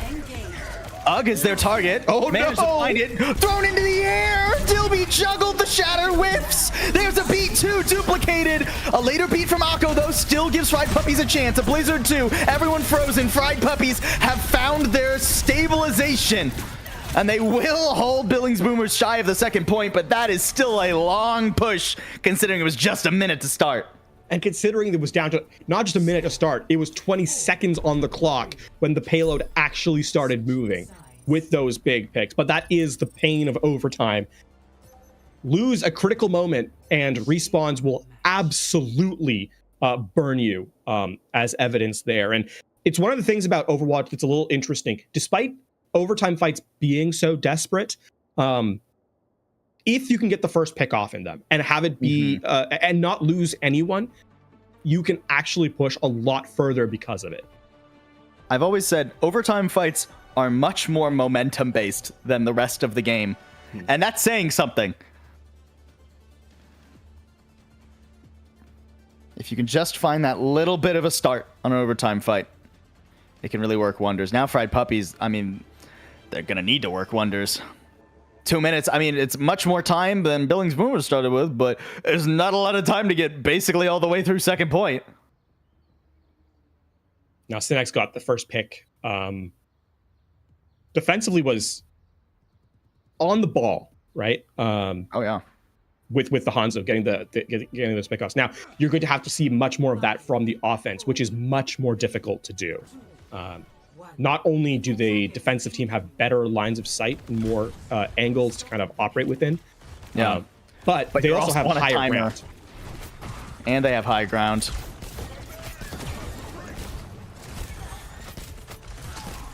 Fried Puppies. The good news is here, they will get a lot for free. Billings Boomers have not opted to go for the same strategy Fried Puppies did on their defense. It's not the aggressive hold. It's not the keep every single inch of it. They know what their objective is, and they just need to hold at the best places they can. Another pick from Sinex to open things up, though. The wall, not quite getting the value Otters was hoping for there. But at least the corner has been turned, the archway broken, and Fried Puppies stand a good chance here. This also means that Toasty can't play nearly as aggressively off the corners of the wall as perhaps would prefer to. Oh, Dilby in some trouble. Oh, no. Nothing there to save Dilby. I mean, trades for Poofa, but I doubt that'll be worth it in the long run. Fried Puppies, they need to either go for it or go for a reset. Storm arrows mean they get rid of the bakery, and now the choice is clear. You have to try and commit. Akko in some trouble. Toasty finds it, but gets traded out for it. As much healing as you can pump out this lonely little Juno, but manages to get it done, and Sinex is popping again. Unreal what Sinex is able to do for the Fried Puppies. Sinex refuses to die in the moment. Every fight feels like it runs through Sinex. And given the opportunity, if the pick comes through, then you're going to find yourself in a much better situation. Billings Boomers, though, despite losing that fight, have actually earned a lot of resources. Bola shot, which has been good for at least one throughout this map. Online, the duplicate, you're close to the Gravitic Flux as well. Support ults, though. Start for Fried Puppies. Already the Orbital Ray and a Dragon Strike dealing a ton of damage to the bakery. Toasty Toast going for the duplicate on the May. The freeze there is going to let him get out. Oh, what a sleep from Akko to deny the value in the backline, but Otter still falls. The actual Blizzard not getting nearly as much. Gravitic Flux now. Sinex in the air. There goes the carry. There goes the chance. It's OT now, and only Dilby and Hannah stand. Billings Boomers putting in the work and getting their 3-0 to make it to the grand finals. Contested, competitive, and yet in the very moment, Billings Boomers will ice out their opponent 3-0. And Fried Puppies, they're looking for their look for revenge ended just short. I mean, what a series, though, for a 3-0. I mean, we got the Mystery Heroes map, too. We got 5 points on Flashpoint, a lot of them very competitive. Then, I mean, we go all the way back to map 1, and, you know, one of the rounds was a little one-sided, but we started off at least very competitive. Here, it came down to a matter of meters in overtime. And I mean, just the duplicate there, the Blizzard, even with the clutch sleep from Akko, that Blizzard was just so deadly. Yeah, the duplicate, the Echo duplicate was so effective, right? Mm-hmm. I think nearly every time there was an ult online from the duplicate. I mean, we saw the sound barrier was a big one at extending the fight, right? Blizzard in the final moment. And so Billings Boomers, they've done it. Semifinals have been won. Their job's not done yet, though, as we get a look at our bracket. They await the winner. Well, we know who. We're waiting for the final map there, as it's a 2-1. Remember, first to 3. But they sit in the finals now looking for their opponent. Overworked are the undefeated team, but Big Chunga, I mean, taking a map off them, that's more than a lot of teams did over the last 2 days. So maybe Big Chunga can give us a little bit of a surprise. That being said, Billings Boomers, I don't think there was any surprise here today. I think they did a fantastic job from top to bottom. I mean, the duo I want to talk about is you know, the Sunday morning extravaganza, what you want to smell every time is toasty coming from the bakery. They did such a good job, these two together, especially on that last map. Again, those duplicates, it was always what the team needed, right? Whether it was the control from the, you know, duplicating the blizzard like we saw at the end, that sound barrier to just give the team enough sustainability, or even the double gravitic flux to ensure that you get rid of the enemy tank with the 50% and then 100% damage. In all honesty, the double gravitic flux is like the worst carnival ride of all time. Up and down and up and down, and you know, then you're dead. It's a really nasty tower of terror. Yeah, exactly. Yeah. Man, and Toasty was fragging, I mean, just all day. I mean, we go back all the way back to map number 1. It was the Toasty talk, and here it was too. The bakery also a phenomenal job. I mean, always just felt really comfortable in the tank matchup comparatively, right? I don't feel like the bakery was ever really struggling, regardless of what the picks were. And yeah, that flexibility I think is so key for you know, in a situation like this. And I mean, we highlight that quite literally on the mystery hero side of things. This was that desperate attempt to get the Deadeye, and we saw how effective. I mean, bakery shutting down, continuing those highlights, right? Shutting down the rotation. Half the team just couldn't make it through. And it's tough. It's tough, right? So, as a whole, Billings Boomers I think played really, really well, and earned themselves a well-deserved berth in that grand finals.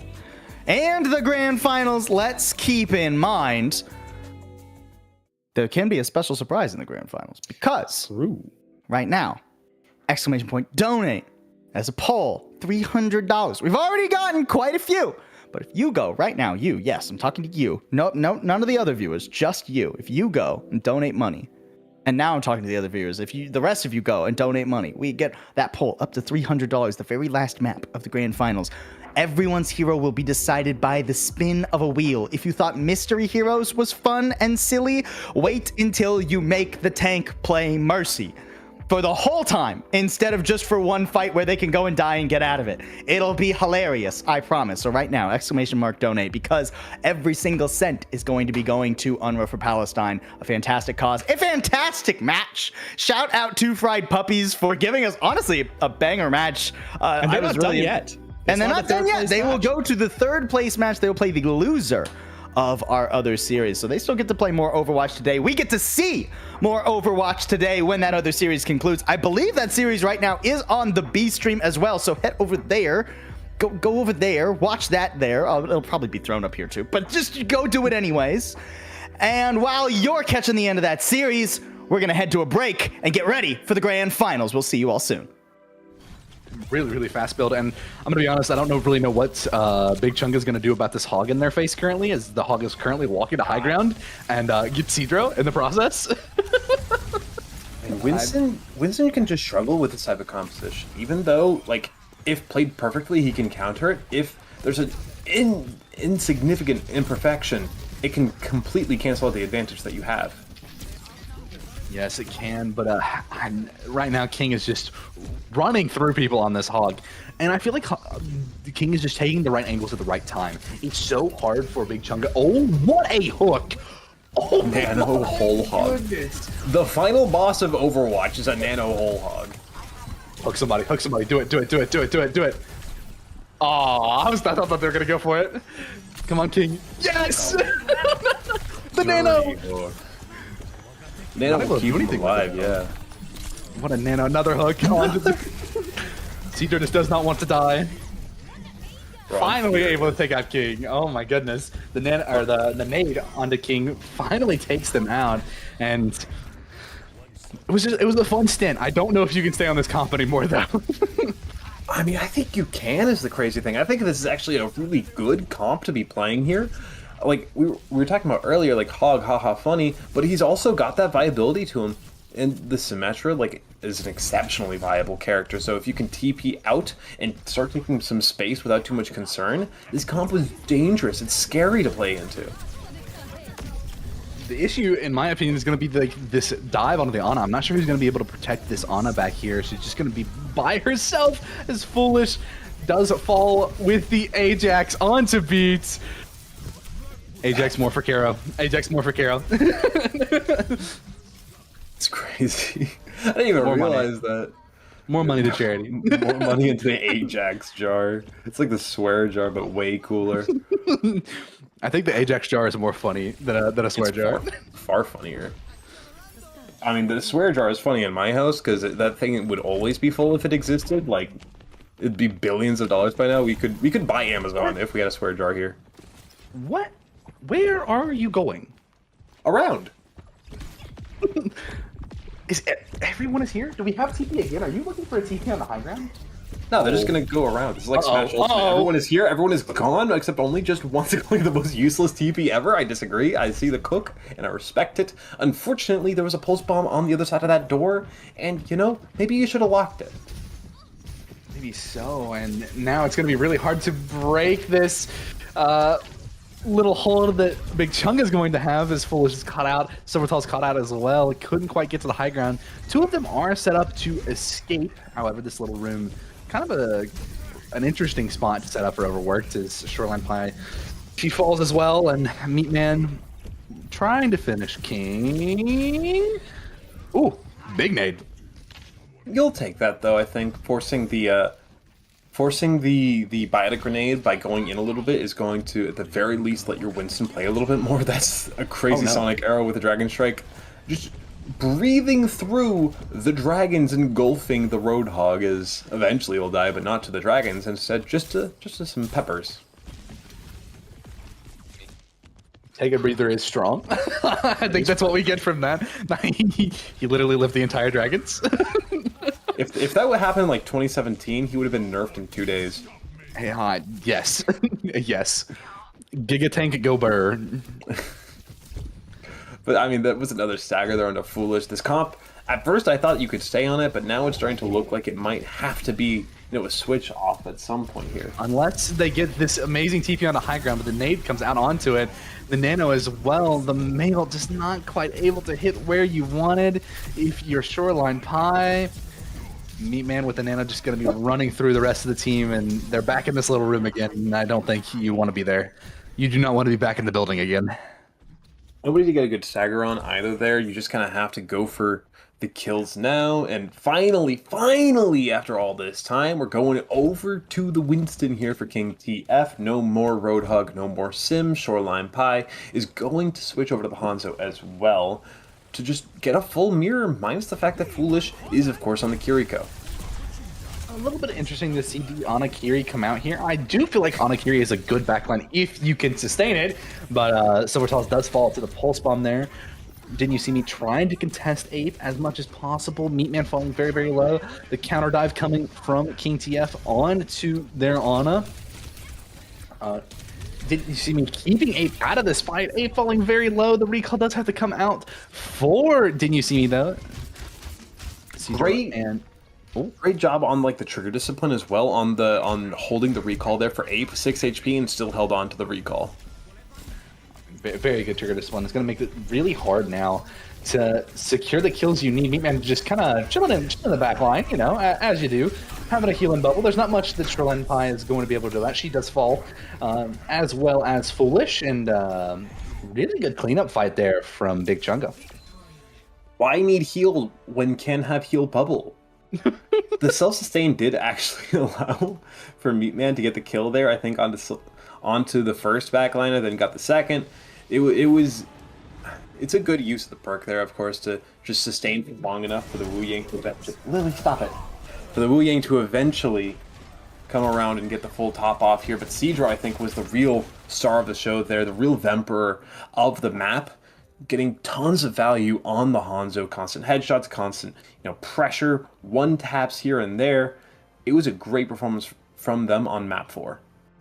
Absolutely, and I feel like, again, that Hanzo is so overlooked that getting it pulled out on you is a little bit hard to really do anything about, because he's diveable in a sense, but he's not really diveable, if you get what I'm saying. Right. Especially if he's well sustained and with that jump and wall climb, he can really get away fast. And Seadro just kind of put on that full display there, even at some points just going into their backline and looking for dragons for whatever they wanted. Yeah, I mean, Gibraltar was kind of the perfect map pick as well there for Big Chunga. Looking at things like, are you telling me that the team that picked Nambani is going to pick Watchpoint Gibraltar next? And the longer the series goes, like moving now into map 5, depending on what the rest of the map pool looks like, I do think we're moving on to push, if I'm not mistaken. So on push, there's not going to be very many good bans, but there will be some good map selections here for Overworked. They can choose something that the Winston doesn't work great on, and it's going to be Suravasa, with Flashpoint, I'm mistaken there. But Suravasa, Winston doesn't do great here. So Overworked have found a map that remains in the map pool that they can get their value on, while on the other side of things, it's going to be a little bit weaker. Give me more hog. Give me less hog, please. Give me more Winston. Get the ban on the hog. You suck. You banned Reaper. L ratio, dude. I actually don't mind the Reaper ban here from Big Chunga. This is something that Shoreline Pie has pulled out a couple times, and she has shown that she's got pretty good proficiency on the Reaper here. But with no tank ban, I think you know what that means. I mean, I really don't, because Overworked are the next ban up, and Hazard and Winston have been banned away for the side of Overworked already, so this could be like a Wu Yang ban. Big Chunga Ana ban. This is an Ana ban, and they're running Roadhog again. I'm calling it now. It could absolutely be an Ana ban, yeah, but I do think that the Wu Yang Kiri, it's one of those backlines that just through sheer damage threat, as well as the presence, the cooldowns that they do have, can break through the Roadhog without, needing the Biotic Grenade. And who knows, maybe a Junker Queen will be put out. This is also true. Junker Queen being a pretty strong tank on maps like this as well. The only reason I was saying like the Ana and they want to run the Roadhog is because it's a little harder to run the Kiri Wu Yang if you have a Kiri Wu Yang yourself, because then the Roadhog has 2 waves and good luck. 2 waves and a Suzu is very scary. Yeah, and not only is like the wave obviously good for increasing healing, but it also is very good just in the sense that it pushes people out of position. And what does Roadhog love more than an enemy out of position? Not much. And also, I hate to say it, but there's maybe a 15% chance that my dog accidentally hits some button wrong, and I just immediately DC. And if that happens, I apologize. Lily, the solo cast, don't worry. And you're knocking all the stuff off the table. How are you doing this? It's the dog stream now. It's the dog stream now. Hey, look, I would put her on, but I think some people might be scared of this breed in particular, so I don't want to risk anything. If it was my own stream, I'd absolutely put her on, but that's understandable. What are you doing? Still waiting on the ban here from Overworked. They're definitely I do understand thinking this one over a little bit, especially depending on what you want to play. Realistically speaking, I don't think they're going to run the Roadhog here. They've shown that they like to play the ground tanks as well. The only tank that we've not seen come out for either side is the Zarya. Probably because they kind of want to stay away from it, since it's kind of what is meta on maps like this right now anyway.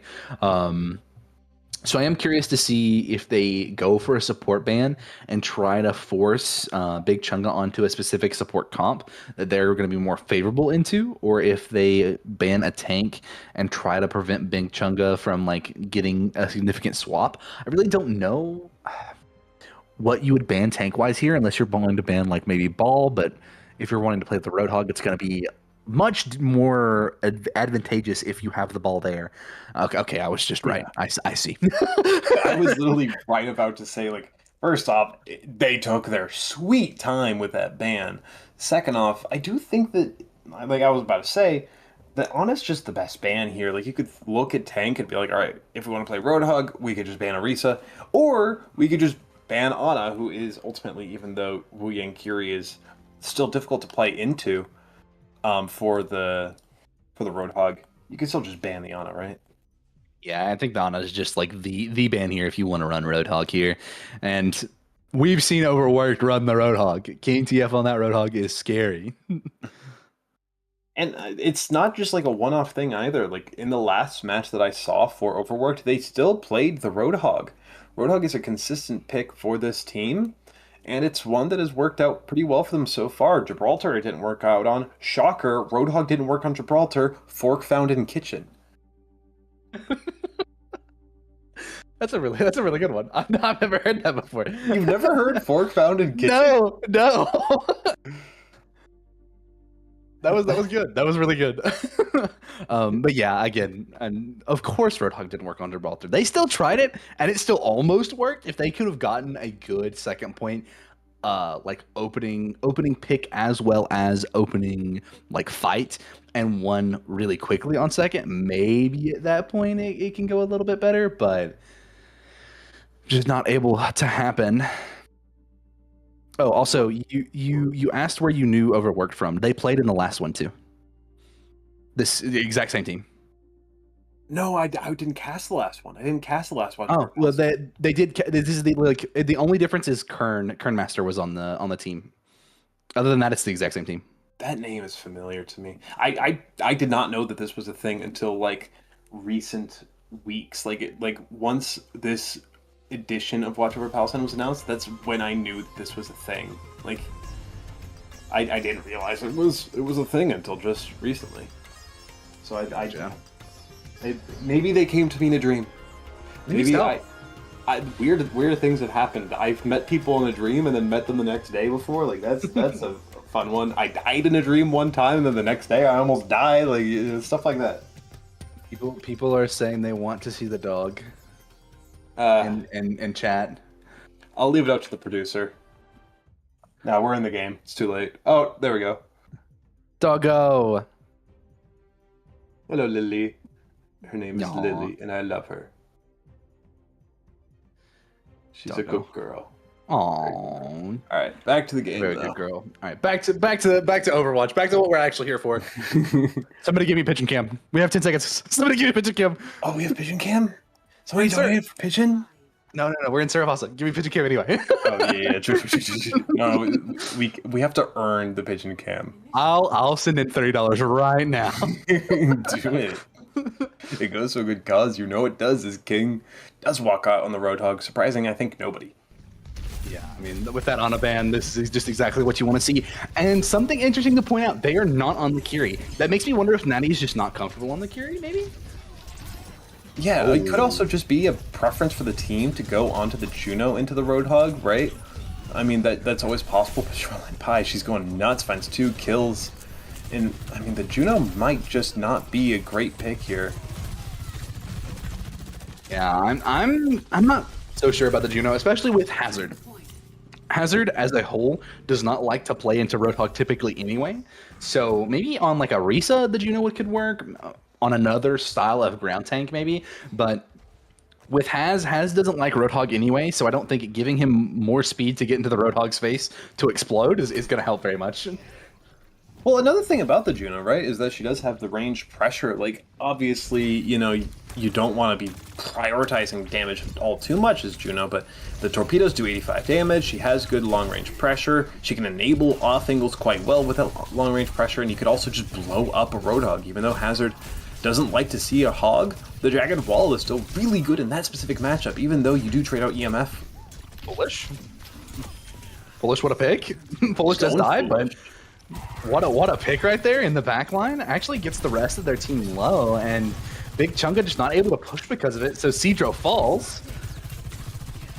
Really good play there from Bullish. Yeah, I didn't even realize that at some point their Overworked capped the point. So now they're already basically up to 100%. There's not going to be much of a chance for Big Chunga rather, to get a real fight in. They're not going to touch. Maybe, yeah. Meatman will get it. Meatman does get the touch, but I'm not sure if it's going to be enough. Cedro looking to get onto this point as well. They are able to. The downpour does come out, but not quick enough. Silvertails finds the pick, but Abe able to find the pick onto Silvertails in return. Then you see me popping the overclock. Abe popping the overclock, excuse me. Then just fall. I lost myself for a second there. Whoops. Shoreline Pie is having a great performance so far here on Suravasa. It's very oh, I almost fell out of my chair. It's very early to say anything significant and like solid, but she is playing great so far. She shuts down the overclock of Ape unfeared. Like, just no fear found it within her body whatsoever, and she's been finding consistent kills as well. It's been very good to see from Shoreline Pie so far, and I'm terrified to see what she's going to do with this overclock. Me too, and I feel like this is more of a comfort pick for her anyway. I've seen her on the Soj so many times, and I feel like back on that hit scan roll just makes this going to be a little bit more difficult for Big Chunga to break.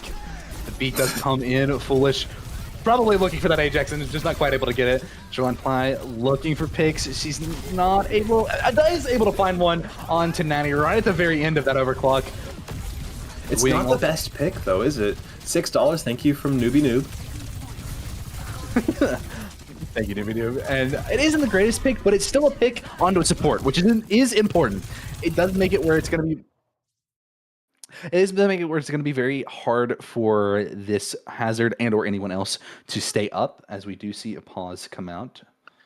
You scared me so bad because the moment that you paused for the pause, like you stopped talking, is the exact moment I heard my dog scratching at the what's it called, the surge protector. So I thought she had turned it off, and I thought that when you stopped talking, I got so scared in that moment. I'm so bad to do that. I'm sorry. I did not mean to scare you. Cedro has fallen out of the game. They're down their tank now. What are you doing? I did see Cedro stop moving, so I assumed as much. Probably one of the situations where something happened on their end and was not able to stay in the game. Unfortunate DC. Doggo cam? She's just stupid dog. Hang on, let me see if I can. Doggo cam, let's go. Get this correct. Like she's under the table. I can't show you. Under the table? She's under here. I can't show you. But so I have one of those like almost foldable desk chairs, right? Like it's not quite a foldable desk chair. And on the bottom, like the legs, it goes like this. And there's like a tiny little thing holding it barely above the floor. And I dropped some food on the carpet. She's trying to get it from the wrong side. So her tongue can barely go underneath it. But she can just walk around and just grab it. Which she now has started to almost figure out, but she hasn't quite. Oh! She did it! She got it! Yay! Lily, did you grab it? Lily, did you grab it? You know what you're doing? Do you have a brain? While we are in a pause here, I'm going to do what I said I was going to do. Right. And I'm going to give $30 because I want Pigeon Cam. While we're waiting, we'll get a Pigeon Cam going. I want Pigeon Cam. She is quite camera shy. Okay. Oh, Pigeon Cam gives me so much SLP is slow. I don't know what that means. I'm missing something here. I think I'm SLP. I apparently Cedro is back as my $35 donation went through. Okay, that makes sense then. SLP is Shoreline Pie, right? I messed up. Yeah, that's Shoreline Pie. Yeah. What are you unplugged my charger? How did you do that? You're a stupid idiot and I love you, but how would you do that? Citro's back in. $6 from Happy to Be Here. Thank you, Happy to Be Here. Two ults are coming in here. They got the Ray Blade, I don't remember what I heard that combo called. What a weird 360 with that hook as well. Yoink. Oh, and almost a Ray Jax, not quite able to get it, but they do find the pick onto Natty as the Ray is dropped. What? What was it? Oh, they were trying to get around the wall. Okay, that makes more sense. King was trying to get around the wall. Oh, what a nasty hook.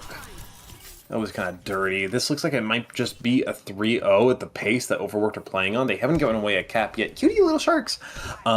It's been dominant so far for Overworked. Really has, and I'm not sure what the game plan is to break this now. If you're Big Chunga, you do have some ults coming online. You did pop Ray in that last fight. You do have Blade. Kitsune does come out from Silvertall. It's going to make this a little bit harder to attack. Meatman does follow that Blade and not able to be popped here. Hannah with a big $10 donation. I think that went towards our poll of the wheel spin as well. Oh, by the way, for NA finals, spin the wheel for comps. I would assume so, right? That would. I did. Did you just confirm it? Yeah. I'm looking at it. It did. All right, awesome. 3 ults. Pigeon Cam, let's go! Pigeon Cam! Yeah, the pigeon cam's been there, man. I don't know how you missed that. I did point it out. I wasn't but paying didn't attention. scare. I love Didn't You See Me camping with King, by the way. They're just watching as Downpour goes in. Oh. Now just has to watch as Cedro gets foolish. The root there onto King, but I mean, the Downpour didn't do as much as you might have hoped. No, it didn't, but I think Didn't You See Me is kind of using King as a meat shield right there, making sure that they didn't. Meat Man able to find a pick on to Shoreline Pine. She's not able to get away from that blade, even though it is a dry blade, and Big Chunga going to be able to cap this point first. The tidal wave coming out as well on to the back line. It did hit King. It did hit King. King falls over in the process there. This was the first time that Big Chunga managed to get a cap on this map so far. They didn't cap the first, they didn't cap the second. They will get the third here on Palace, at the very least. The holiest of pigeons. I was about God's to say the same light thing. bestowed upon thee. And we're gone. No more pigeon. This pigeon instead. This is Satan's chosen one. The other one was God's. This one is, you know. Oh goodness. We see Overworked opting to go for the high ground here as the overclock does come out. Semifinals able to find a pick onto Natty yet again. This Juno being the first to false in so many of these one fights for Overworked. Yeah, I mean, it's just going to be a quick cleanup here. There's like, I mean, you get a little bit lost there, I see from Didn't You See Me. They will be at last fight territory sort of range where if they get the cap, it's guaranteed that they will get the point right here, Palace. The golden light behind the pigeon is so funny. I mean, I don't know why. It's so good. I love it. And the win condition here. The win condition here for Big Chunga could be Ape just killing Didn't You See Me for no reason, but it also is forcing as many ults as possible before you use your own. The downpour used early is not great looks, but you at least force overclock. He did force out overclock, but it was kind of popped right as Didn't You See Me lost their head, and now this whole hog coming out pushes Cedro into a non-favorable position for their supports, and you do pop the Ray as well. Only 3 people left. I'm not so sure about that. It's going to be a really tough fight coming back into this for Big Chunga. They won't even have one. 70% now. Losing a player at 70% is a death nail. There's nothing that can realistically be done from this point moving forward. Like, I mean, Cedro's just getting waltzed on. The kid's name rush from Silvertails. Like, nobody can get a touch. Maybe Meat Man. If Meat Man gets the blade off, like, but even then, like, 97, that's just 98, rude. it's done. 3-0 on Zuravasa. 3-0 on Saravasa, and again, ban the Ana and go hog. I was 100% right in my prediction. Yeah, right. I mean, there's not really many other options that could have been done there, right? Like, the thing that you've been playing for the most part has been like the hog for Overworked. So maybe not the most part, but the most successful thing, the most comfort pick type of composition has been the hog. So it's really your only serious option is Overworked. They will get the 3rd place. I thought that was semifinals. That was semifinals. I don't know why it says 3rd place. They're advancing to finals. Okay. Okay. Just wanted to make advancing to finals against. Like other game is done. I would assume. Billing Boomers. Yeah, I was gonna say. I assume Billing Boomers. That team is very fun to watch. Mm-hmm. There we go. There we go. This is so funny to me for some reason. Like, just changing the graphic to be like, congratulations, you win advancing. I mean, they do though. That's the whole thing. It's true. This sparks me with so much joy. My heart is filled to the brim. What is my camera on? There we go. Dog cam, let's go. We got pigeon cam and we got dog cam. The 2 best cams. If I can get my flashlight on her as well. Aww, look She's at so her. pretty. She is such a pretty puppy. She is a very pretty pup. She's also very cuddly, which I'm very happy about. Where are you going? Oh. Are you gonna eat the camera? So, as we take a look, we're going to see Big Chunga versus Fried Puppies here on the B stream in the 2CP grand finale. I wouldn't have it any other way. I am so glad to hear. Reminder, by the way, that was first to fourth seed there, that match between Overwork and Big Chunga. So it's kind of interesting to see that one being so close. Granted, it was a fairly short, Swiss stage, all things considered. So first to fourth is just kind of the four arguably best teams. Fried Puppies, I know, had quite the performance, but I mean, realistically, I do think that we have the top two teams because Overworked Billing Boomers was the first game I casted, and it was reasonably close between those two. Yeah, and again, Billing Boomers is such a fun team to watch. They're actually a team in, I'm pretty sure SPCS, but I don't think it's the full team is over here. I will double check that really fast.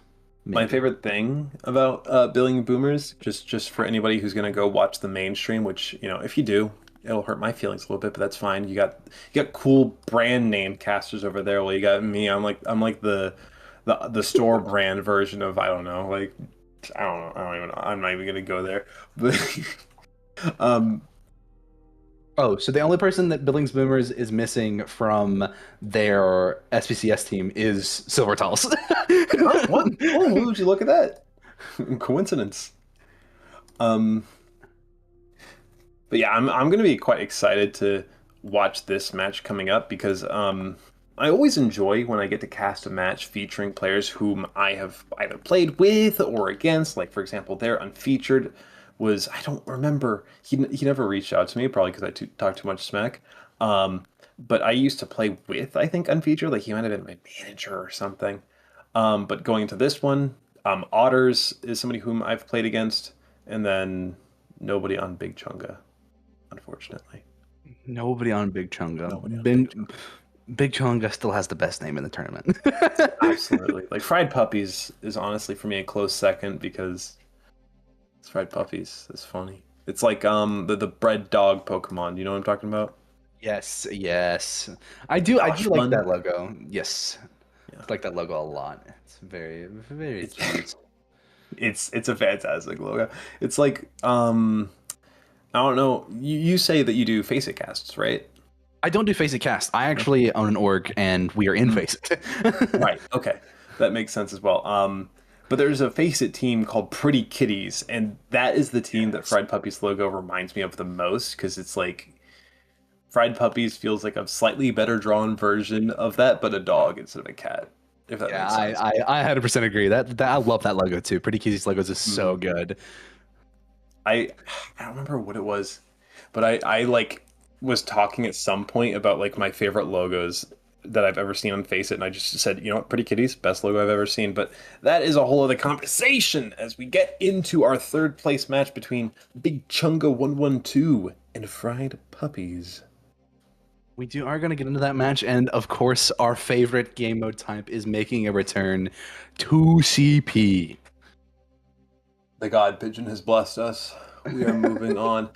What map do you want to see first? What 2CP map do you want to see? Give me, I don't know, actually. It's been so long since I've played 2CP. What map do I want? Let me look. What map do you want? Why are you staring into my soul?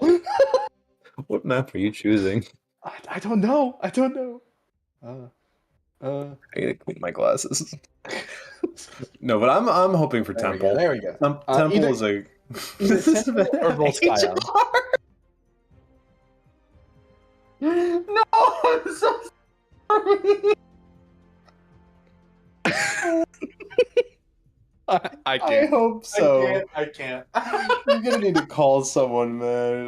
That might have been like too far. I don't know. Anyway, back to what I was saying.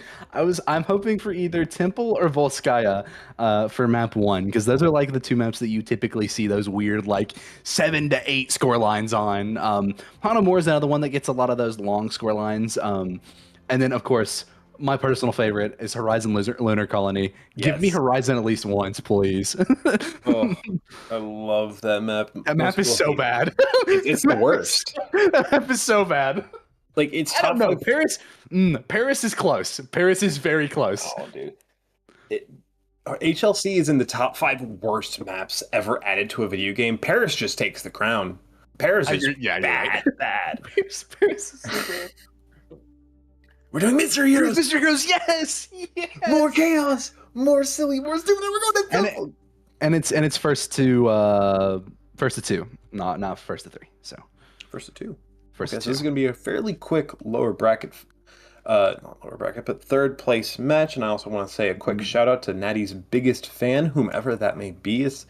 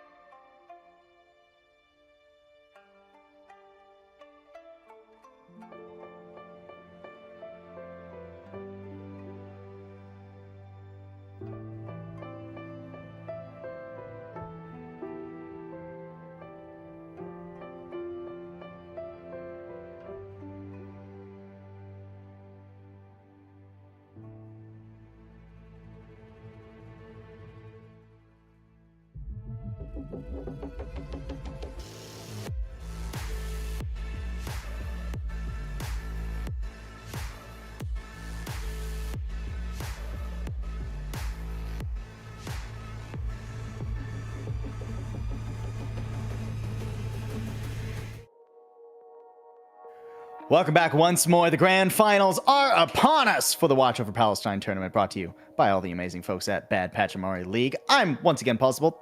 That's once again LaFawn. I did it the right way this time, LaFawn. And we've got a banger matchup in store for you folks. Billings Boomers, who we just watched, take a 3-0 in the semifinal, versus Overworked, who, yeah, based on their semifinal that you might have caught on the screen, yeah, no, they had to put in the work in order to get here. That was a 5-map banger that they just squeezed out at the end. And LaFawn, I can't wait to see how this series shapes up.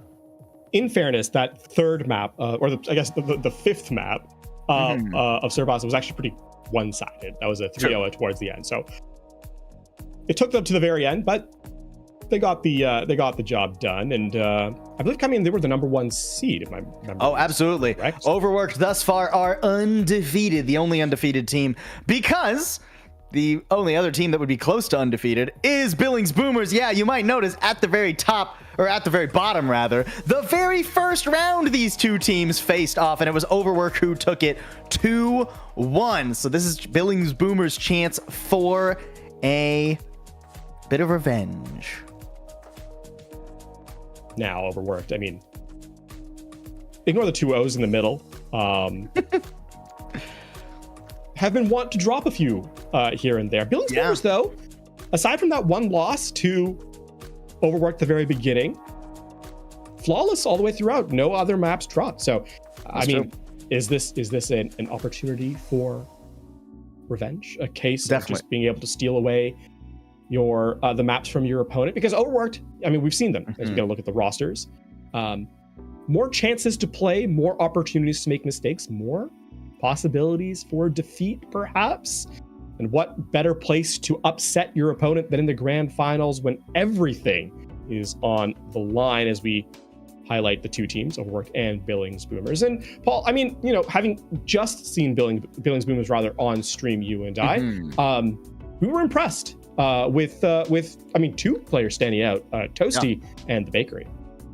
I mean, honestly, all of Billings Boomers had their moments, but it was Toasty, I mean, just absolutely deadly all over the place. In the Bakery, a rock in the front line, despite what, you know, their rules might say, flexing all over the place. We didn't actually see much of that, except for when we had Mystery Heroes on map number 2, which reminds me, folks, of course, if somehow you're just joining us, welcome. You've missed a lot, but don't go back and watch it all yet, because you got to stay here for these grand finals. And what you got to do right now is type in !donate, because you might have seen down at the very bottom of your screens, we are currently at just up over $4,200 out of $4,510 specifically, because that would be double what the Watch Over Palestine tournament earned compared to its last iteration. We're just shy of $300 out, and that's rather convenient too, because there's a special thing you can do when you donate. When you donate, there is going to be a poll that is currently being run, and if $300 get into that poll before we start whatever the final map of this series might be, then the final map, we will spin a wheel for each player, and that will determine what hero they play. So that poll would be pretty funny, and if we can get the poll all the way there, then we'll have reached our goal. So it's a double whammy. So !donate. Let's get on that, folks. And I mean, at the very least, you have 2 maps. So that's now Overworked perhaps could play spoiler, and we extend this one a little bit further, but let's say 2 maps. 2 maps is your timeline. Yeah, it might go pretty quick, or we might have a little bit of a ways to go. Either way, while we were on break, waiting for our grand final, we did have quite a lot of donations actually filter on through. So thank you very much to iNewbie for the $6. Oh, the Bakery for the $6. Thank you very much. Hey, in the match and still donating. So there's no excuse for you who are just watching. C Sharp the Caster over on the other stream, donating $35. Thank you to C Sharp. Happy to be here. $6. A shout out to Big Chunga. Hannah, who was actually, we just saw, will be playing on the B stream now. She was on our other team. Oh my word, I'm forgetting everything in my life. I'm forgetting everything. Oh, Fried Puppies. That was the other team. There we go. Jeez, one day I'll remember something, LaFawn. So another player who donated. No excuse for people who are just watching. Sayuk, Natty's big fan, and most recently Carbonatrix also with a bunch of donations, $10, $6, and $15. So thank you all very much. Plenty of donations rolling in. Let's keep those going. We also only have 2 watermelon Pachimari stickers left. So move quickly before they're all gone. You want to be the last one perhaps grabbing that. That's a $3 donation for that one. Of course, there's some other incentives as well. Go check out the page, the donation page. They're all listed there. And of course, remember, check out that poll on your way out to check out the 300 once we get there. Now let's talk about the first map. Once again, we're starting on Lijiang Tower. Honestly, actually, no, you know what? I take it back. We've seen the Lijiang Tower so much. Let's not talk about the first map. I think Lijiang is just I think that's just our starting map. Okay, and? I mean, you know. Reaper, banned by Billings Boomers. I think that's an adjustment from what we saw when they started the last time, when we saw them in the semifinal. It was not Reaper. I believe it was it Tracer? It was Pharah that they banned instead there. So it's an interesting adjustment for them. We're waiting to see what Overworked choose between the tanks and the supports. I like the Reaper ban though. Reaper can be pretty nasty, especially alongside that Zarya right now, especially on a map like Lijiang. hey, speaking of, both of them are gone. That is quite interesting. There was kind of a thought in my mind when you said alongside the Zarya. I was like, it would be very funny if the Zarya was the next thing banned. So you know what? From my thoughts to the band's ears, I don't think that quite works. No, that's not how that works. No, all right, Lijiang Tower picked by Overworked. I'm interested to see what the compositions end up being here, because it was that Zarya that Billings Boomers used to great success when we just saw them on Lijiang Tower in the last series. Now, that wasn't the only thing they were getting success on. Of course, I was really needing to mention Toasty Toast on the Sojourn. Hoy. Dang. It was tight. This time's gonna be like, well, you know what? We're not drawing any conclusions before they walk out the door. Well, we've done this for too long. The diva could be real though, because keep in mind, I think that was banned the last time we saw Billings Boomers on Lijiang Tower, and it was banned by a team that had played them presumably on Lijiang already. So this might actually be the hard preference for Billings Boomers. Well, we're gonna look at the teleportation. Good Lord, English. We're out into the grand finals. And the Roadhog is real. We did see a little bit of this in their last series on Gibraltar, of all places. So King TF, let's see. You got those hooks in you? Well, first one goes a little bit away. Oh, that's a lot of squishies. Oh, second hook doesn't quite land either, though. Meanwhile, the Bakery bullying the backline too. Both tanks just handshake trade. Hey, let's go after each other's squishies. Neither are very effective at either, so you know what? That continues to be the handshake part of it. Billings Boomers get a better rotation at the point, though. And again, the Bakery going in, this time alongside Ugg, but couldn't quite nail down that Kiriko. Shoreline Pie getting in on the action, getting rid of Toasty immediately. Does get traded out, but it is seemingly worthwhile. The flip gonna come in pretty quick. Her job is done, right? Getting that early aggression is the more important part, and then you can start to have your team execute on the sustain. Keep in mind, despite perhaps the less peel and defense for the team that King TF provides, a lot more sustainable with the heal, right? With the take a breather, and a big hook can also close out a round. So despite that 26%, I think Overworked are in a better position overall. And if a hook comes in from range, the diva can't actually peel because of how far Bakery has to, fly to get into position to reduce that damage.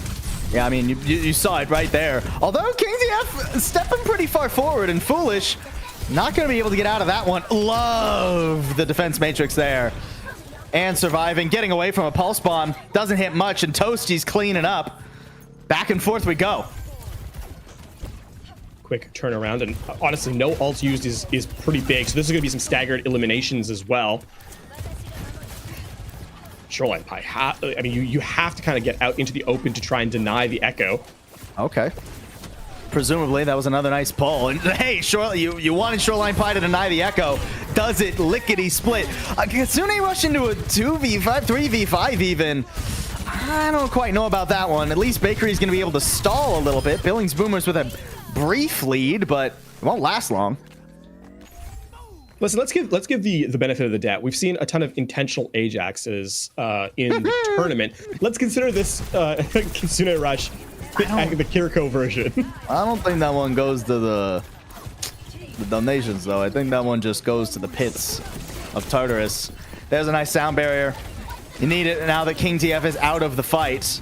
Self-destruct on the point, zoning players away, but Shoreline Pie still just chilling in the arch. Really didn't even have to move to get that shot. Does get run down eventually, and Silvertail's in some trouble too. Whoops! Demec'd at just the wrong moment. Unlucky for the Bakery. Yeah, I think that one was going to be a reset anyway. So yeah, but it looked funny. It did. It's true. All right, time to learn how to count because there's a ton of ultimates on Overworked side. 1, 2, 3. Hey, and there's 2 of them. A whole hog and a Kitsune Rush. Yeah, the defense matrix just doesn't last long enough. At least the hook goes wide at the very end. Bakery able to get some work done. Still actually trying to penalize the back line, but it's just not going to come through. And at 98%, things are looking good for Overworked. I don't even think there's a touch. And I mean, speaking of counting, Billings Boomers feels pretty rough, right? They die with 3 ultimates still available. And big impact ones, we're not talking like a Dragon Strike. We're talking like Tidal Blast. The Overclock was still available. And a Duplicate too. So Overworked, they just find their opportunity, press the go button, and don't allow Billings Boomers really into the fight at all. And I mean, big credit here, right? I mean, in terms of actual eliminations, perhaps not quite as high as some of the other players, but Shoreline Pie was good for the first pick. And maybe not necessarily coming in with the cleanup with the rest of the team, but denying Toasty, who has been a game breaker in this tournament, from really existing in the fight, gives Overworked so much more value, especially to the tank, at preventing that free spam damage from the Echo.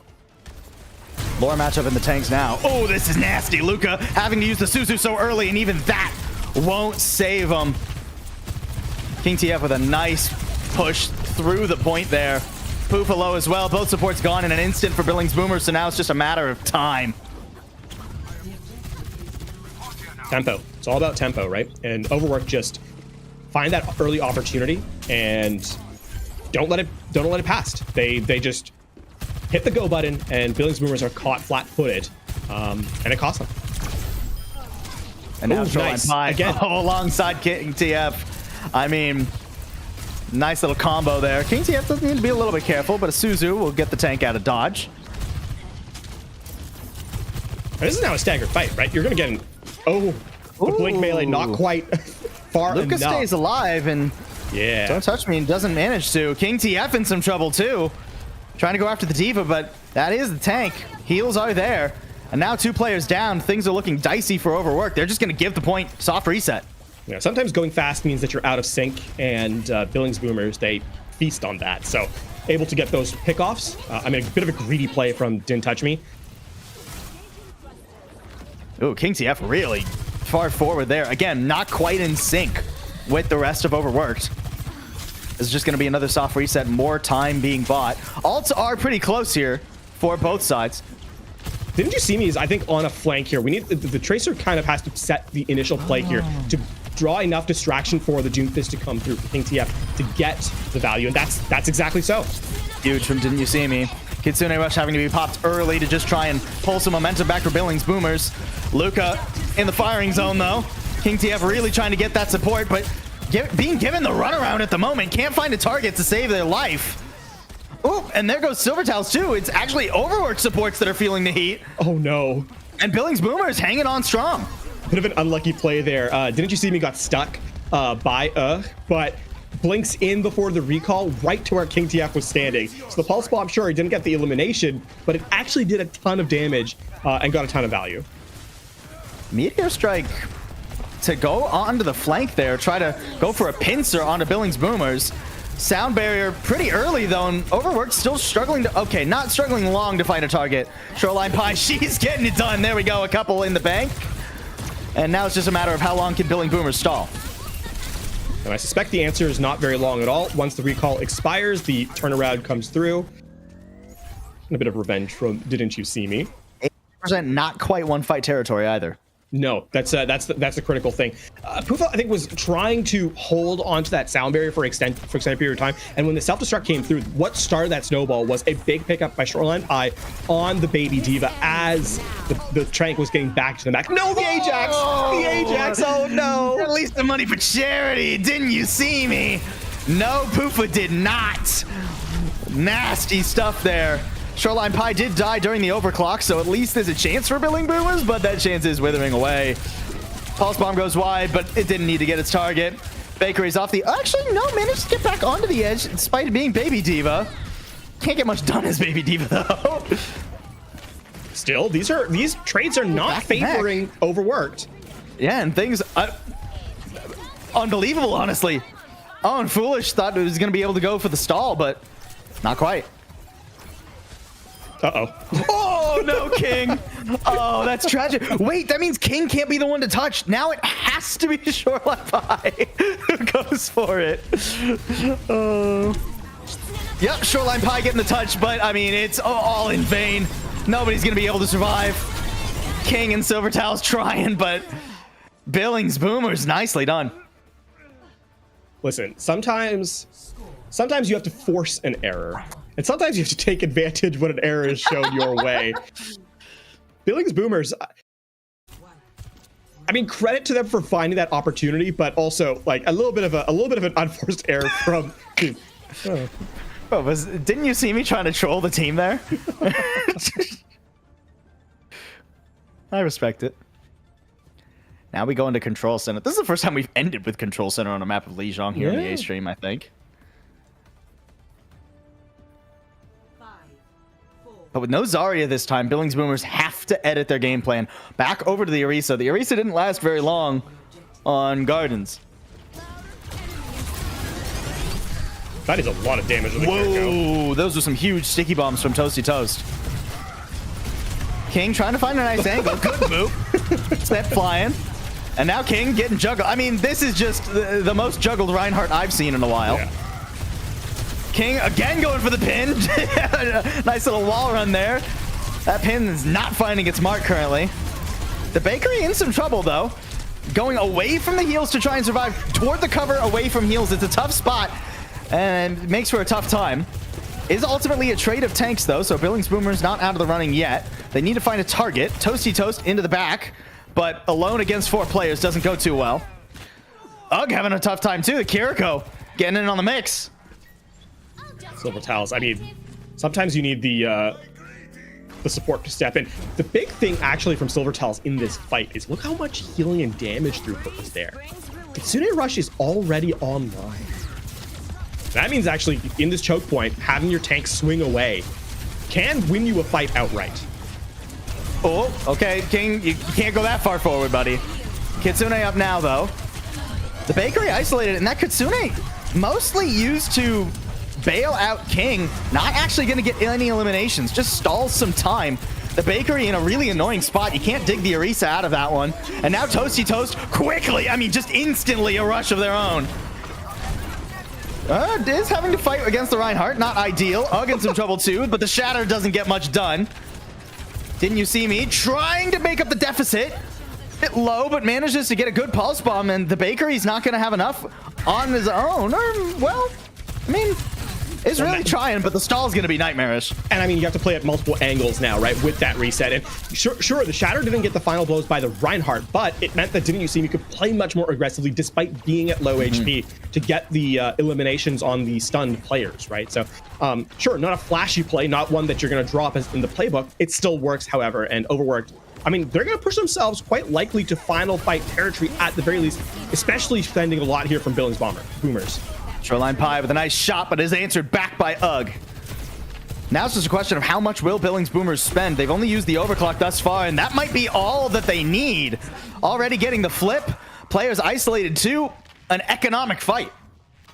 Actually, an Overworked, because that fight was so quick and so efficient from Billings Boomers, they don't actually generate much of their own either. And so, you know, with sure, it's early percentage still, but now that means that unless you get a pick off by Shoreline Pie or Didn't You See Me, you're looking at perhaps last fight for your ultimates.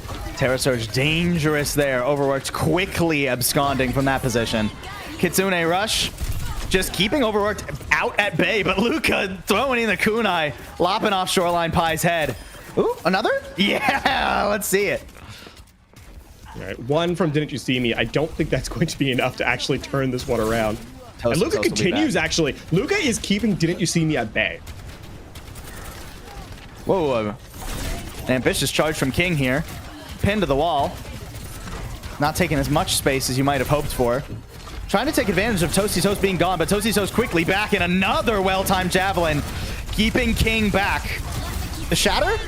Nearly up here. Kitsune Rush gonna assist, getting that online. Trying to chase people around though, and the sound barrier keeps Billings Boomers well and healthy. They're not afraid of much right now. Suzu trying to enable the Shatter. It gets a couple, but the duplicate brings one out. Billings Boomers not able to survive it though. That Shatter was the name of the game. And now Overworked just need one more fight. It's going to be a neutral fight here in this last engagement. So it's down to execution from both squads. And I mean, with the choke advantage, Shoreline Pie set up for success, has been basically guaranteed for a pick at every fight like this. Ooh, it's King who starts with the pick though. That's already gone, and with 95% and counting, you don't have time to reset. We saw a lot of pings from King that were countered or pushed or what have you, but comes up clutch when the moment is necessary and Overworked. We'll start with a Lijiang win. Remember, they don't ask how, they ask how many, and that elimination is what leads to the victory. So Overworked, I mean, contested first map for sure. Certainly. But I do think we're more, the team that was at advantage throughout is the one that won on map number 1. Shoreline Pie, she realizes, oh, that's how you got me. All right, yeah, no, fair enough. I also like how the highlight was just that elimination.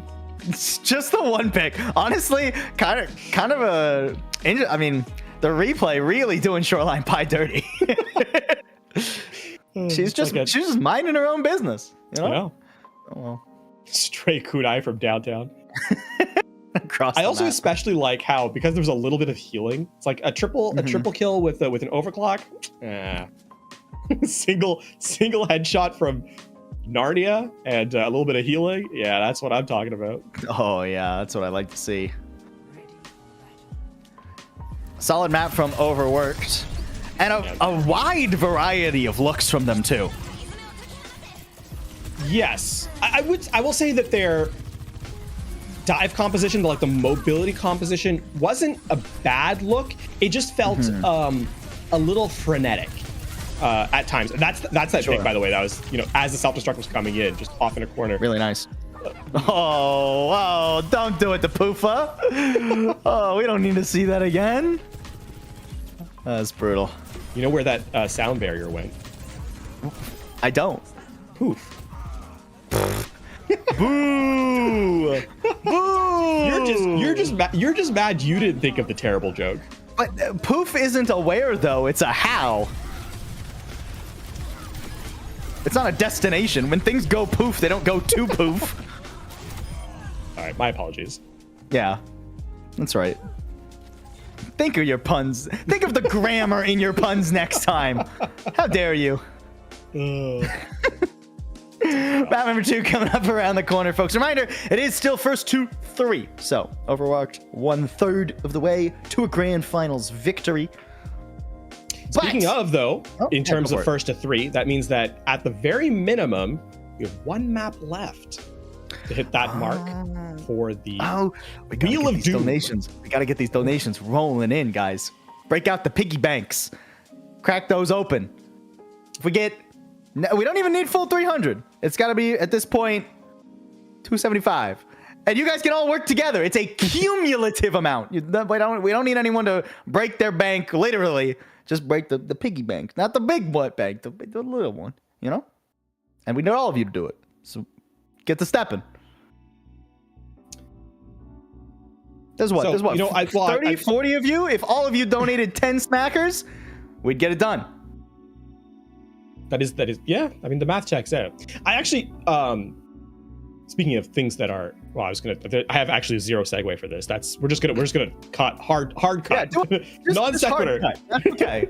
And yes, you have been saying all along that you would prefer to pick map rather than ban first. Do I have some bad news for you? Oh. Or I guess contrary news for you. It's not really bad. Yeah. Billings Boomers have elected not to select map. They want to ban first. Fascinating. That speaks to me that there was one thing they really didn't like having to go into out of the 4 consistent picks that we saw there.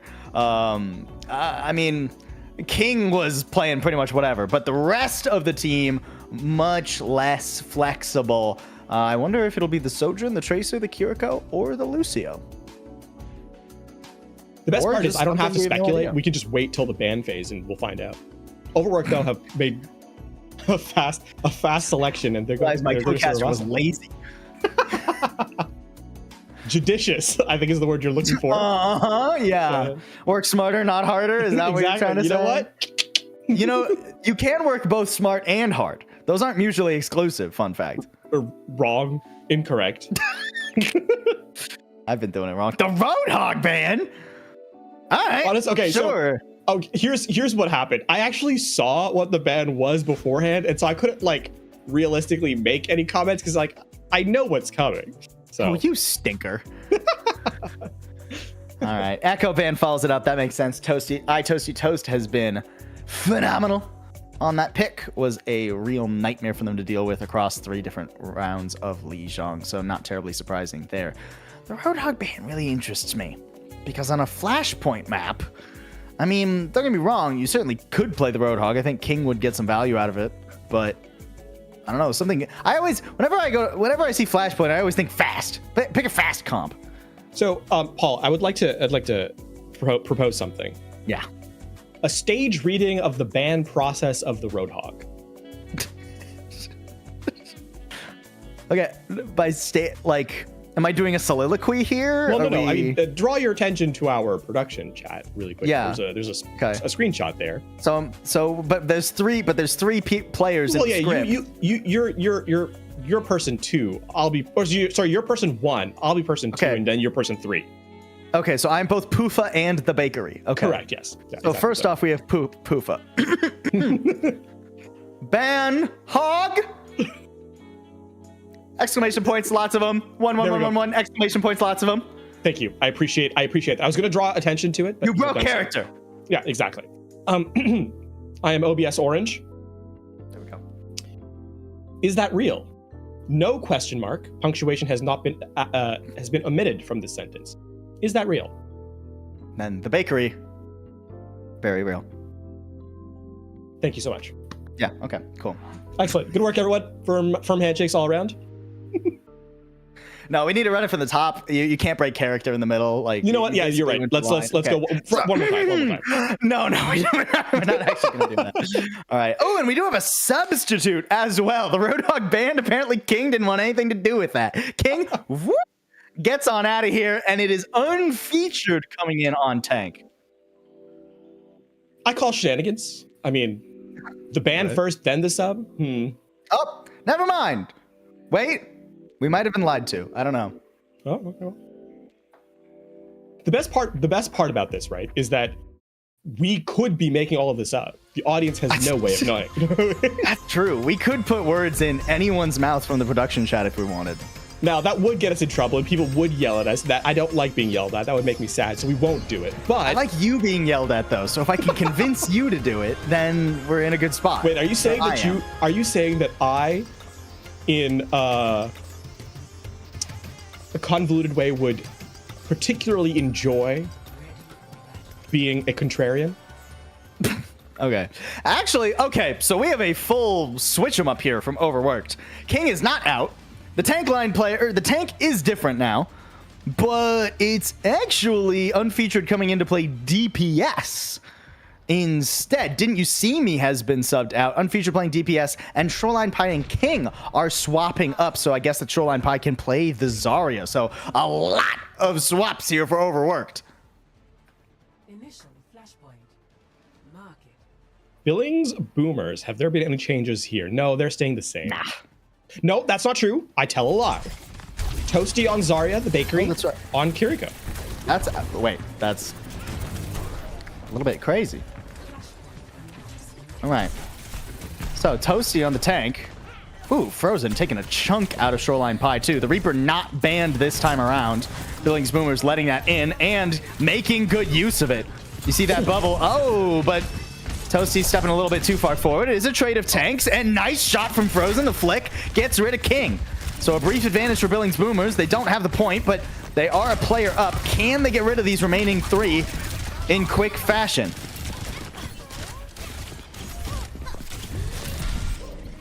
Oh, they get the flip. Unfeatured. Yeah, I was gonna say unfeatured. Trying this Tracer duel. Forced. I think that's a no contest. Neither of them really won that one. Billings Boomers happy that they got the flip pretty quick, though, already taking the lead on this very first point. The bakery honing in. That's an early Suzu. King falls, and Silvertail's so low. Ugg assassinating that player. Can't get out with the recall, but that is a worthwhile trade. Still, there's someone on the objective. I think it might be unfeatured. Yeah, is there a full back cap coming through? That's actually devastating because unfeatured can sustain this for a little bit of time here. That's going to prevent this from being final fight. And it's a full push back in here. Kitsune Rush having to be used. Okay, the flip comes through eventually. King over to the Reaper now, in some trouble. Kiriko's traded. Pulse Bomb at the ready. Ugh, can you find a good target for it? Or do you need to? It seems like Overworked's not happy with how that's going, and they're going to reset. Yeah, despite the Kiriko's being traded, the damage had already been dealt to the front line, and Shoreline Pie could not stay alive. And devastatingly close to both support ultimates were Overworked, but I don't necessarily think it matters. Unfeatured already at half HP as the overtime is engaged. Yes, just barely. Oh, okay. Managed to pull the recall out of Ugg, though. Both Tracers with a Pulse Bomb, but only one beat going out. Only catches 3 players. And the beat now up for Poofa. Everybody's still alive. Frozen trying to get rid of Shoreline Pie, and that is successful. Nicely done by Billings Boomers, kiting the aggression from Overworked there, and even maintaining presence on the point. Ugh, I don't even think this Pulse Bomb is going to be needed. Oh, but you throw it in anyways. Why not? I mean, Toasty gets all the kills before it goes off, really. But it still works. Man, the fact that you are not able to convert the sound barrier into eliminations, Overworked just desperate to find value, not able to engage. Now, Billings Boomers, I mean, here's the thing. There's no defensive utility for this Graviton Surge. So breaking the Suzu, breaking the bubbles from Shoreline Pie, once those expire, Overworked are in a rough position to open this second point. Ooh, in a better position now that Poof has hit the deck. Toasty might have to go for this a little bit sooner rather than later, or maybe just hold it for the next fight entirely. Yeah, I don't think you use the grab now, even with the pick on Shoreline Pie. Okay, at least the Death Blossom pulled out of King, so it's not all for naught. Hell yeah. Ooh, if you thank do that, you, Knock on Wood. Knock on Wood, second donated yesterday as well. Thank you, Knock on Wood, for the donation of $33.14, bringing us to a nice round 4280. Yeah, very nice. Oh, bye-bye, Frozen. Okay, quick aside. If you do that arms crossed pose emote in-game, you have to do it IRL too. I simply do not make the rules. That's just how it is. I believe it. I think King did it. That's the kind of moxie I'm getting from this player. Billings Boomers. Ooh, okay. King going real far forward there too, but hey, it ends up worthwhile. Here comes the grab. Kitsune Rush out from Silver Towels. Will that be enough to sustain through this nice bubble? And Shoreline Pie only now falls. No supports for Billings Boomers, though, so this is still very doable for Overworked. All they need to do is weather the storm. Here it comes, though. That's a nasty hailstorm of bullets. I guess that didn't work. What did work is Overworked. They're going to get this second point and tie it up. And there you can see the Wuyong's strength, right? When you're able to play at that like medium range, and not be really besieged. Look how much damage Foolish was able to put out. Speaking of Foolish, by the way, eyes on this Tidal Blast, specifically onto Featured or King, if you're not using it defensively. It won't matter for this particular engagement, as Overworked stragglers were caught away. A little bit unlucky with the spawns, I think. Tough stuff for Overworked. That's just undoubtedly. This is still happening so far from the objective, though, that it actually doesn't matter. Yeah, actually, maybe Overworked, they can get here in time. They're still going to be able to contest this. I mean, they have the worst route to the point here, but they will get a chance to fully contest. Kitsune Rush and Tidal Blast both throwing out. Silver Tal's in some trouble, but oh no! Oh, the bubble denies. Unfeatured little taste of their own his own medicine. Yeah, tell him, Toast. Tell him. Oh boy. Unfeatured, I highly recommend binding the heat key the next time. Ooh, Graviton Surge out. Whoa! Billings Boomers caught with their hand in the cookie jar. Now it's just the bakery, and I don't think there's much you can do. Yeah, get the heck out of Dodge. All right, if you're gonna BM though, make sure you win the fight. That's all my advice is. Listen, as a professional, bad manners person, win the fight when you BM. That's true. Oh, King, is this where you want to be standing, buddy? Wraith form first, forced kind of early. King still presence on the point. Death Blossom at the ready for Frozen though. Unfeatured falling too. TP straight into him. Oh, here it comes. Come on. No. I mean, now you don't really need it. You've gotten the point back. Yeah, just take out Silver Tails the old-fashioned way. That was so cheap from Billings Boomers too. Sound barrier engaged, nothing else needed. Yeah. You'll have your grab. You have your pulse bomb. Death Blossom. I mean, realistically, you should close out this point just with Graviton Surge. But keep in mind, there's no defensive utility for Overworked. They're an all gas, no brakes kind of composition right now when it comes to sort of the sustain side of things. Anyway. Well, we're gonna need quite a lot of gas. Hit the nitrous here because we're already up to almost 90%. Oh, bye-bye. Oh yeah, no, Frozen. Not the best teleport I've seen. Foolish falling, though. Things can get hairy quickly for Overworked. They got to use the Kitsune Rush and this Death Blossom. Yeah, deals the damage. Oh, but Toasty shuts it down. Still a couple players hanging around, too. Bakery's still alive. There is a chance. But Billings Boomers, they don't want to risk it. They've got the time to reset. Nonetheless, that is the bigger picture here, is that the Graviton Surge, which shouldn't have had much counter to it, assuming you're able to kind of pull out the bubbles and the Suzu, was able to be sustained through. King did a fantastic job of taking aggression with the Death Blossom, got an elimination with it now, and on top of that, that means Billings Boomers, they have to be careful around this Tidal Blast. Tidal Blast. Oh, it just annihilates Poofa. Kitsune Rush on the point, sure, but the fight's happening so far from it. I mean, Frozen might be able to get away, maybe, if you're lucky, but Toasties won't be. And actually, no, it's a clean sweep. And a second point undoubtedly to Overworked. And I mean, in this particular instance, this is a case of you had all your cards, overthought, overplayed your hand, and that means that you are now on the precipice of losing your second map.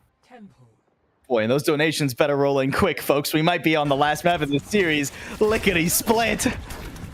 We still need to hit that 300. I believe it's gone up since that last donation. So, exclamation point donate. Make sure you get in while you can, while we still have time. Pulse bomb. Oh boy. Oh no, Poofa though. Oh, he takes so much damage. I mean, he got away from the pulse bomb technically, but was still more than well in the blast radius. I mean, listen, the game is going to count that as a pulse bomb elimination, so that is good enough for me. All right, now it's Overworked's turn to get the BM. So the question is, will they be able to win this next fight? Remember, that's the baseline. BM engaged, fight win needs to be engaged. Bad start. Oh, Shoreline Pie. Not ideal. King going for a sneaky TP. Needs to find a healer ASAP. Starts shooting at range, though, and immediately is... yeah, once you start shooting, King, they know where you are. Just so you know. All right. So, both teams are over now with the... with the flaming and fight wins. I'm just keeping track. I'm a scorekeeper. Yeah. Look, No, it's well known. There's 2 ways to win the grand final. You have to get the maps, which is how you win the grand final. You get the fights. Nice, Suzu, but the Death Blossom, yeah, carves more than enough out of you. Oh, is there going to be another mid cap here? Unfeatured again? We can't keep getting away with it. That actually buys enough time for a full another fight. To happen. Yeah. That's wild. Shout out to Unfeatured for. I think that the spacing and the timing to be able to get that is actually quite immense. Whoa, that's a very early Kitsune Rush too. You got to get some picks off that. Death Blossom thrown the other direction though. The only pick is on Toasty Toast. So yeah, Sound Barrier too late to save him. And Frozen, yeah, teleporting into them doesn't really help either. I mean, it bought you maybe a second. But up to 99, Billing Boomers will go. Overworked. They'll get a chance to end the map right here.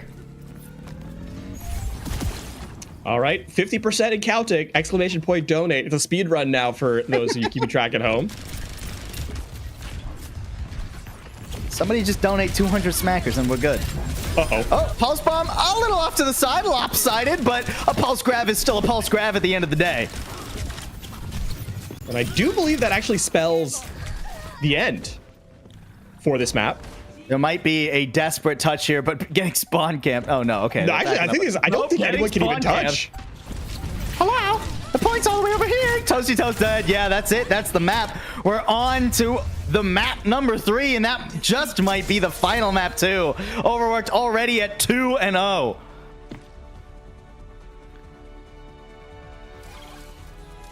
Now all that requires, Paul, is for you and I to vamp install until the donation is met. Oh man, we just podcast all the way. I mean, listen, if there's an opportunity, we could absolutely do it. Oh boy, an excellent map there. Overworked really did feel, I mean, you said it a little bit after Lijiang Tower, but despite the fact that Billing Boomers are undoubtedly punching back, Overworked over the long haul do just feel very comfortable, right? Like there will be fights that they lose, but it often costs quite a bit for Billing Boomers, either in players, hey, now we have to scramble to try and reset, or in alts, or maybe, hey, you won the fight, but on features, getting rid of your percentage. Oh, I mean, back cap. There's always a cost, is what I'm saying. I think, okay, just a quick aside. That is literally, Paul and I have been working together for like 7 years or something. That is the first time Paul has ever done that when we've been working together. Will it be the last time? It turns out there is a first time for everything. Like, I genuinely am shocked that you've never done that before, and B, that it's so surprising that it has like ruined my train of thought. I like how the more shocking thing was that I hadn't done that. Whatever I just did, right? Whatever weirdness that was. The more shocking thing to you was not that it happened, it's that it hadn't happened yet. Honestly, my reaction was Overworked's logo. That was just like, that was me in that moment. Like, what at the... Okay. I imagine that's how a lot of people felt when I did whatever that was. On to map number 3 we go. Shout out Captiano. Shout out Captiano with the $30. Thank you very much, Cap. That is huge. Give me a shot of the pipe that is Cap out of bounds on Cap King can't Row. reply. I can say this. Cap, big fan. Oh, Cap, big fan. Me too. Hell yeah. Also, anonymous donation. Thank you for the $25. I got bad news for you, Cap, though. King's Row is not in the map pool. So I don't think we can get a shot of the pipe that is out of bounds, unfortunately. Unless one of our observers wants to put in... Good job. Like, good job, highlights. overtime. Good job. Unfeatured forgot the E. Yeah, I mean, look, if we're going to catch the Ajax from last series, you know, we're gonna catch the self-pulse bomb from this one. I will say, though, Unfeatured did make up for that moment with the back caps, and then obviously the certainly. Spectacular play elsewise on Crystal. Wait a minute. I thought his name was Unfeatured. He was just on the broadcast. Boo, boo, boo, boo. All right, let's draw it back for a second, because there is actually something that stood out to me that I think is worth pointing out from Overworked perspective in terms of how they played that map is that tempo, right? We talked about tempo as being something that is like so important, so critical when you're playing fast-paced compositions. I mean, it's important no matter what, because if you are able to play high tempo without making errors, unforced errors, it forces your opponents to play that much more cleanly, that much more quickly. And that's tough to do. That is really tough to do, right? Unfeatured doesn't get those back caps if you're playing slower, right? Unfeatured doesn't get the aggression picking off an individual player if you're playing that slow style. So to Overwork's side of things, we saw on the Doomfist composition running on Lijiang Tower, they were trying to play that up-tempo style, not nearly as effective. What we saw from them in round 1 and round 3, though, on Lijiang Tower is what we saw from them on Saravasa again here, where that up-tempo style was played, and they were extremely effective with it. So I think if you're on map number 3, you're going to keep seeing Overworked try and push the pace, I think. For Billings Boomers, recognizing that there is going to have to be an opportunity to kite away, and that may be where your win con kind of lies in the grand scheme of things. Because you're not far out, mechanically speaking. It is really those fight-to-fight breakdowns that has been the difference overall. And we saw what happens when that tempo was not able to be met, or kept, rather, by Overworked. That's where you were able to win out. So there is very much a path back in here for Billings Boomers. It is going to come down to that execution, though. And I think that that execution will be difficult. I mean, even just zeroing on the comps as we go to Circuit Royale. Okay, never mind then. I was gonna bring up like, oh, when we talk about the compositions, Billings Boomers, they didn't have to worry about the Zarya head-to-head on map number 1 because Overworked banned it. But now, like, you gotta worry about the Zarya head-to-head. Well, never mind. I don't think we'll get much Zarya on Circuit Royale. I mean, I think we'll probably get a hint of what we're going. Obviously, you're going to get a hint of what's going to be run with the bans coming in. But what I mean by that is this going to be, stylistically what we're going to look at? We talk about poke, we talk about rush, we talk about dive as sort of these holistic ideas. Yeah. But realistically, the rush composition here has been sort of split. The rush brawl has been sort of split from Overworked. They're running sort of a 1-4 and sometimes a 2-3 setup, where by which I mean there's one player or two players playing in tandem, and the rest of the group plays a core attack style in that brawl, sort of head to head. With the ban on Widowmaker, it's not that poke is impossible to play, right? You still have Sojourn, you still have Freya, you still have Ashe, but it's not, and Hanzo of course, but it's not as instant as a hit scan can be on Circuit Royale with those setup lines, right? And I think the tempo is still going to play into effect here for Billings Boomers. Can you extend your window is the question. I think that the next ban is really going to stem, or is really going to give that idea of what they think their angle is going to be. Yeah, well, I think there's a lot of possibilities for Billings Boomers here because we already have seen them on Circuit Royale today, right? I mean, they were up on that map against the Fried Puppies, and they did pretty well, in no small part due to the echo from Toasty Toast. And UG was actually playing the Freya instead of something like a Widowmaker, so I don't think this ban will hit them that hard either. And I mean, Shoreline Pie really kept Toasty Toast in check, right? With the Sojourn on the first map, absolutely. I mean, now Shoreline Pie was playing Zarya on second, but on second map, but mechanically the team clearly has that ability to hold Toasty in check, and that has been so far. There's not been a game-breaking moment for Billings Boomers here in this grand finals, the same way that they were able to operate in the semis. And it's not that you don't need a game-breaking moment from an individual player to win out. It just means that as a team, you need to play much more collectively and holistically.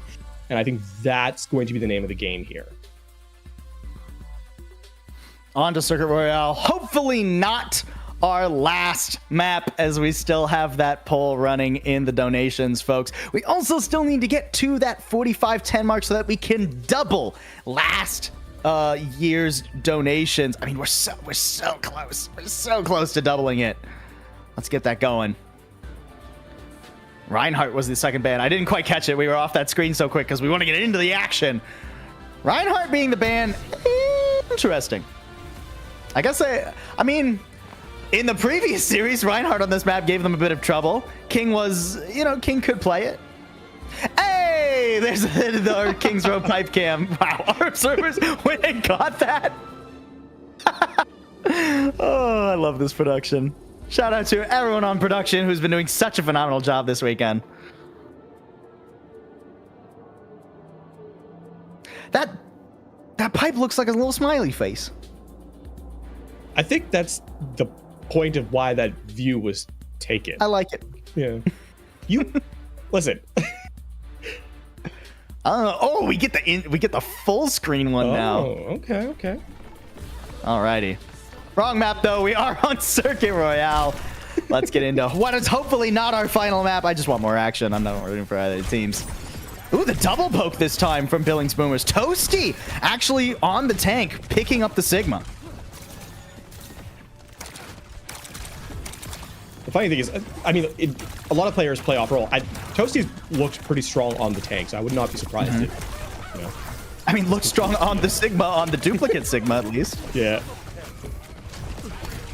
Straight up Sigma head-to-head too in a good old poke battle. And starts with Silvertiles being the first to fall. Not ideal for Overworked's defense. Ooh, that accretion nearly landing too. I mean, steady, slow, but sturdy here from Billings Boomers. They are making progress. Yeah, there's a lot of resources that have kind of gone by the wayside now. The opportunities for elimination stem in now.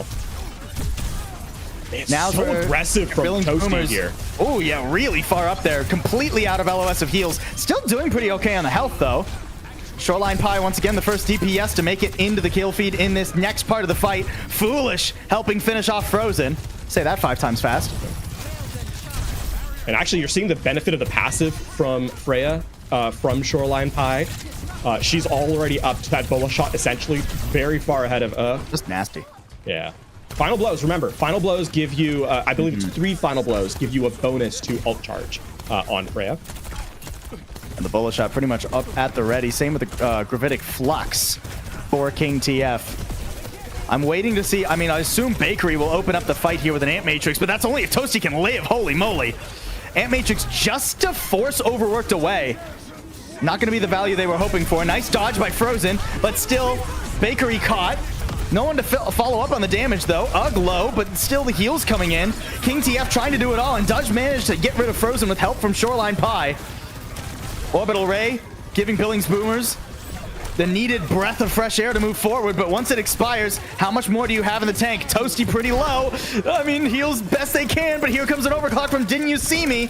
And Billings Boomers just have to soft reset. Everything and the kitchen sink thrown in that fight. And it's the last player standing that is actually, or last ultimate standing that actually gets the fight victory. Foolish, perhaps living a little too closely to the name, over-aggressing into the front line. And I like the swap from Frozen, putting more pressure on the squishies. That long-range battle hadn't been going well, so just get up in their face. King TF, I don't think is going to last very long here. And it was labored, but Billings Boomers will get that first point cap. And a game of inches in this third map, as you know, stepping just a bit too far. You know, the focus fire is so quick, so intense, and the fight turns on ahead. Now, here's where things get a little bit difficult. You can see how aggressively Toasty's trying to set up, but being forced away gives the defensive position the natural high ground and better cover. So Toasty trying to just take as much space as possible here. Oh, nice shield, blocking the accretion. King not letting Toasty get anything over. The Gravitic Flux at the ready. First for Billings Boomers, though. Will Toasty live long enough to actually use it is the question. Already a lot having to be invested. Immortality Field. Ant Matrix just keeping Billings Boomers at bay. Say that 5 times fast. Ooh, nice little angle there from Freya. Ugg doing a lot of work and putting Overworked on the back foot. Here's the Gravitic Fluxes traded, but Toasty Toast gets the eliminations before King TF even finished the animation. Now just has to be on the back foot, and I think that back foot's going to be something you stumble over. That's the benefit of having that space taken so aggressively, right? Never let Overworked actually get set up. They're really uncomfortable on the approach. They take a ton of damage. It's a game of catch up at that stage from Overworked, right? And with that being the case, Silvertiles never felt comfortable in the full HP. Frozen taking advantage. Deflag gets the final blow, and that starts a domino effect, cascading eliminations, despite the ultimate used by King TF. Billings Boomer's taking a lot of damage on the entry here, though. Gotta be careful. Still stuff to work with for Overworked. Bola shot at the ready. You gotta be careful who you're shooting that one at, though. Here comes Frozen into the back. Nice little shield, though. Bola shot. Oh, careful. King TF falls, too. Frozen, I mean, hey, I guess just a tanking blade? A deflect blade, that one was? Everyone was so distracted with Frozen, they didn't see that Ugg and Toasty were dominating.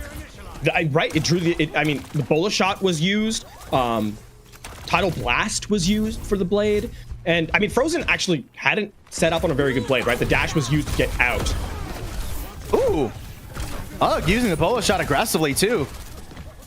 I mean, Yeah, Overworked thought they had Ugg dead to rights there. Ugg was in an odd spot, but now instead Foolish is gone.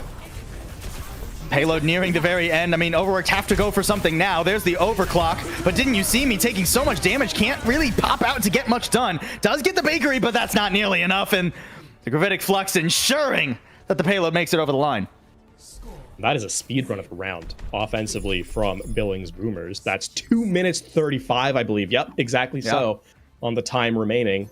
And that was, they took 3 minutes to cap first, too. So from capping first to the end of the map, they just did not slow down. And it's tough. I mean, part of that is because you just never get set up once the defensive line is broken. On second point, right? You're kind of playing catch up, and credit to Billings Boomers.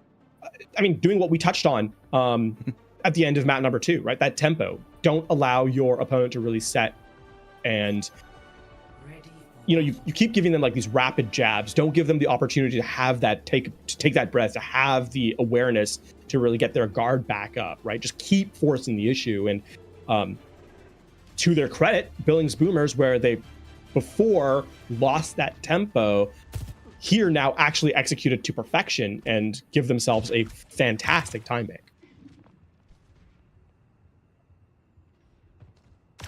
Is it too on the nose to make an uphill battle joke for Overworked? Considering the ones that we've said so far on this stream, no, I don't think so. Maybe an even steeper climb than that slope, though. Overworked, an interesting composition that they are starting on. Lots of poke, but also King is on the wrecking ball. Whoa! Yeah, okay, that works. Good heals, though. Frozen not really feeling too much pressure, and King... You okay, bud? I mean, he made it out of there. Where are you going? All right, he's setting up for a dive, that's why. I mean, setting up on a 180 here just forces the shield to be placed awkwardly, which gives your Hanzo and your Freya time to find value, right? It also just draws attention away. Like, look, Frozen is not in a position now to really build up charge to put pressure on the DPS. I can still dodge back I mean, in you time. say that, but don't need charge if you just slap him in the face, I guess. Nasty pick, too. That is the Kiriko, which means Overworked. I mean, even if they get a pick, they can't really do anything right now. Still, with the fact that King doesn't actually die yet, you can come back in here quickly. Keep in mind that Kiriko can teleport through. King in some trouble, though. Oh, boy. This is maybe not working so well. I think the experiment perhaps complete now. This is about when you'd probably switch. I'd like to see a swap. I'd really like to see a swap.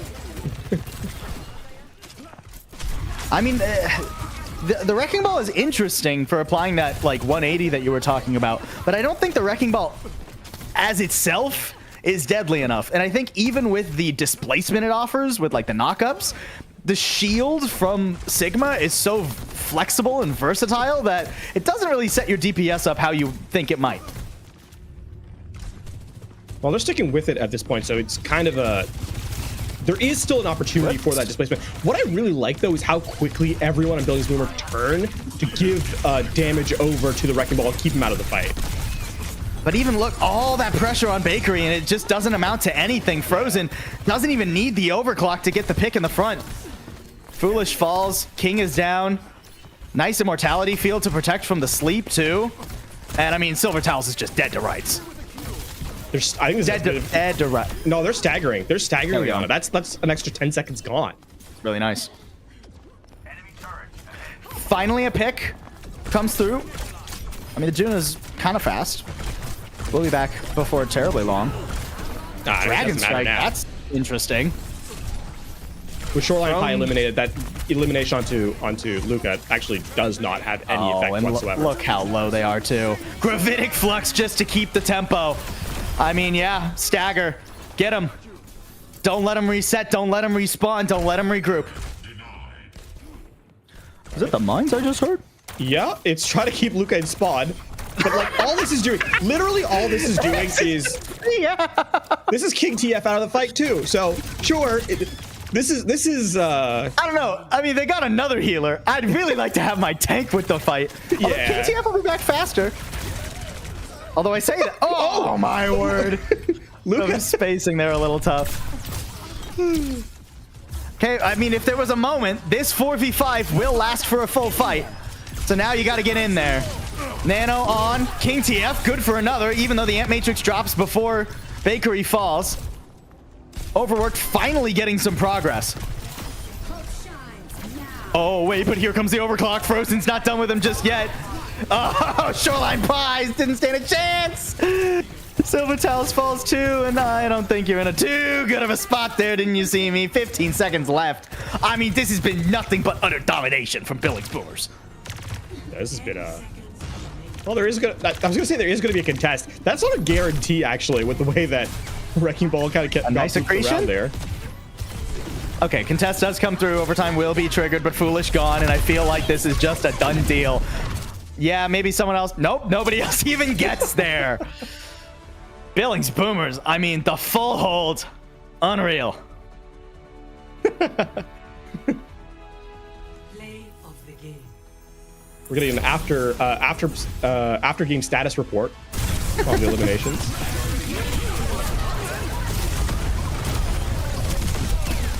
Talk about going fast, though. This is yeah, frantic. I mean, I hate to pin the analysis of an entire map on something, but it does feel like a comp oopsie whoopsie. I think that's the technical term.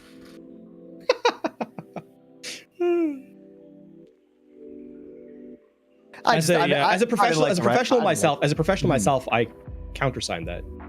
Oh, good. Statement. Countersign? Cosign? Cosign.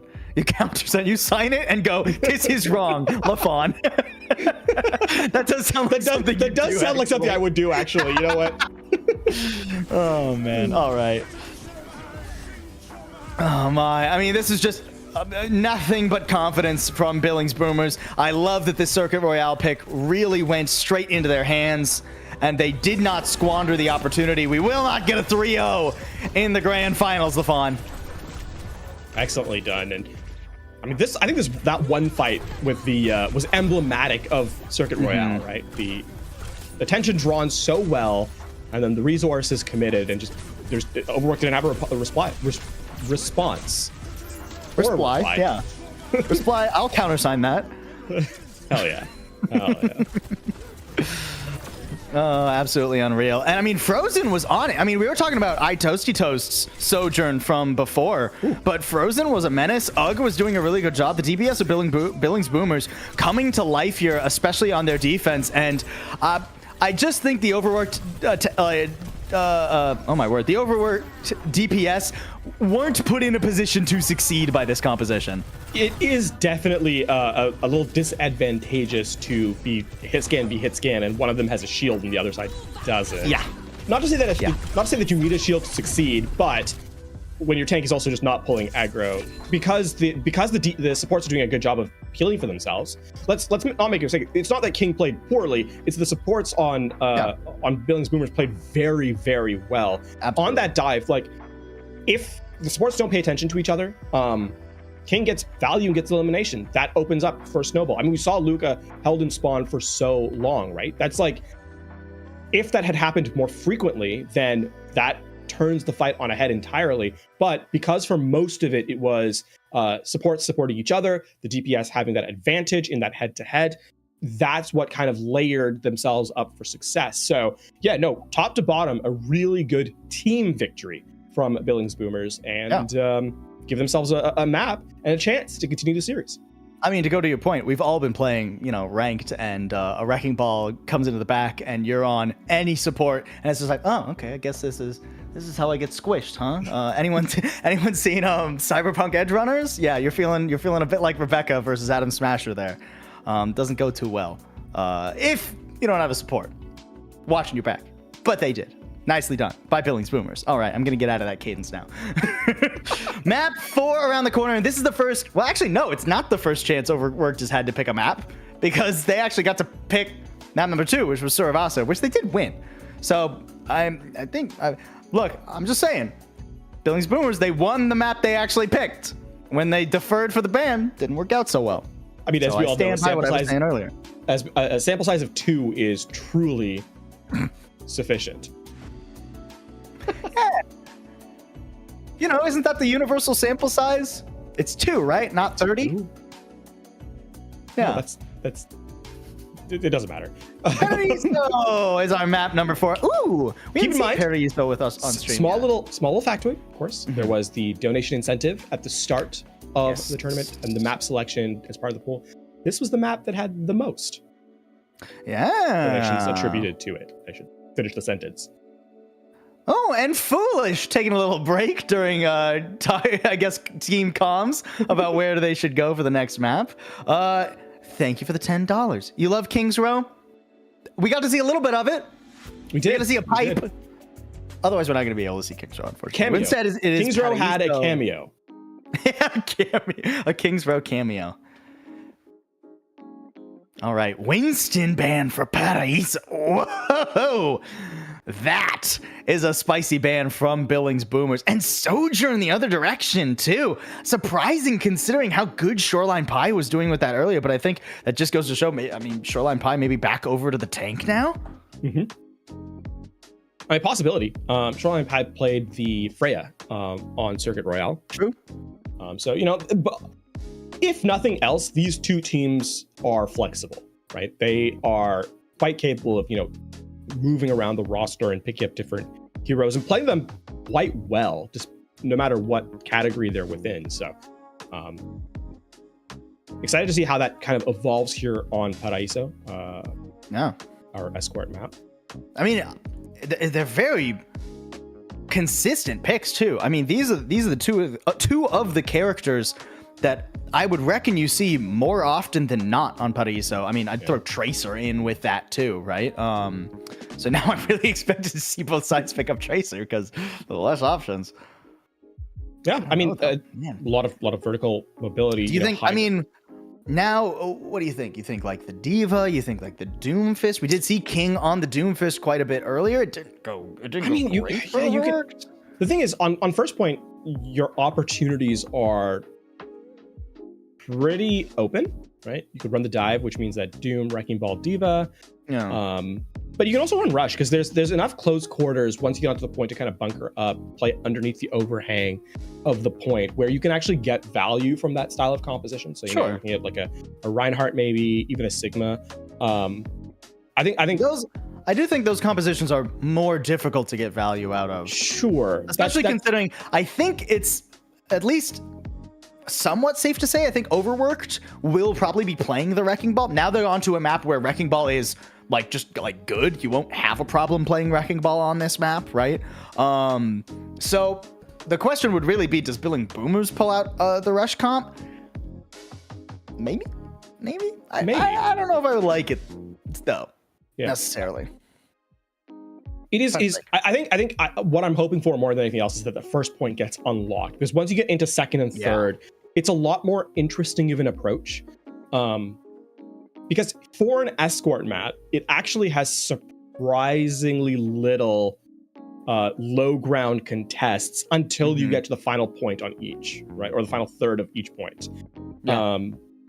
There's so much more vertical mobility that needs to be cleared on the approach that it becomes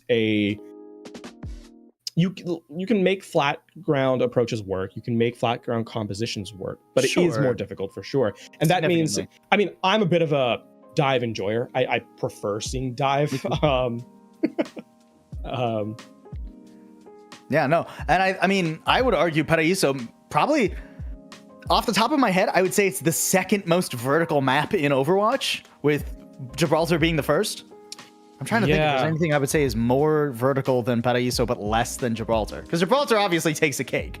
But, I mean, like, first point, it's like it rivals like Numbani first, maybe, but then second and third is very second and third different. are much less vertical. I mean, exactly. There is verticality on second of Numbani, but, like, you know, not nearly as intense. And I mean, Dorado once it got its rework, you know, that also got changed quite a bit too. So, and even on Dorado, it was mostly the second point. Yeah, for a long time at least. But instead, we're gonna take a trip somewhere tropical. Paraíso at the ready. Let's head down to Brazil and see what our two teams have in store for map number 4. Reminder, Overworked just needs to squeeze one of the next 2 maps out of this to get themselves a grand final win. But for Billing Boomers, they need 2 more thirds of their reverse sweep to come to completion. And with the fact that we are on match point, we inch ever closer to the end of this tournament. A reminder, of course, !donate. Let's not wait until the very end. Let's try to get that 45-10 goal, double of last year's final. Still have a little bit of time, at least one more map. See how this one closes out. There's the hazard coming in.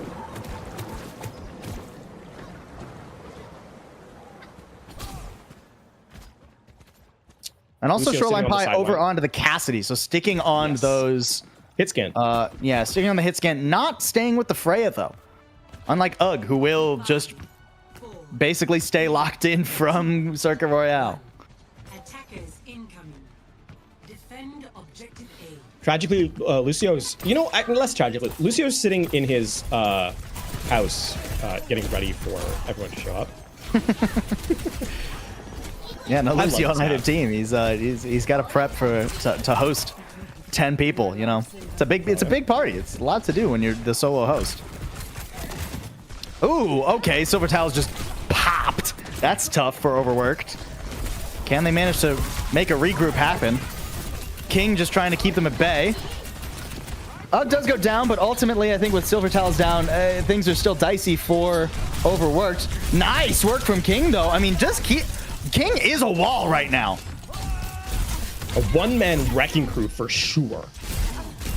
And I will say, the one thing that kind of plays in the favor of staying alive here is that it was the Kiriko who was eliminated first. The teleport means you get back so much more quickly. And with that D-Mac onto Toasty, I think that's a solo hold. King, that's crazy. Putting the team on his back for that.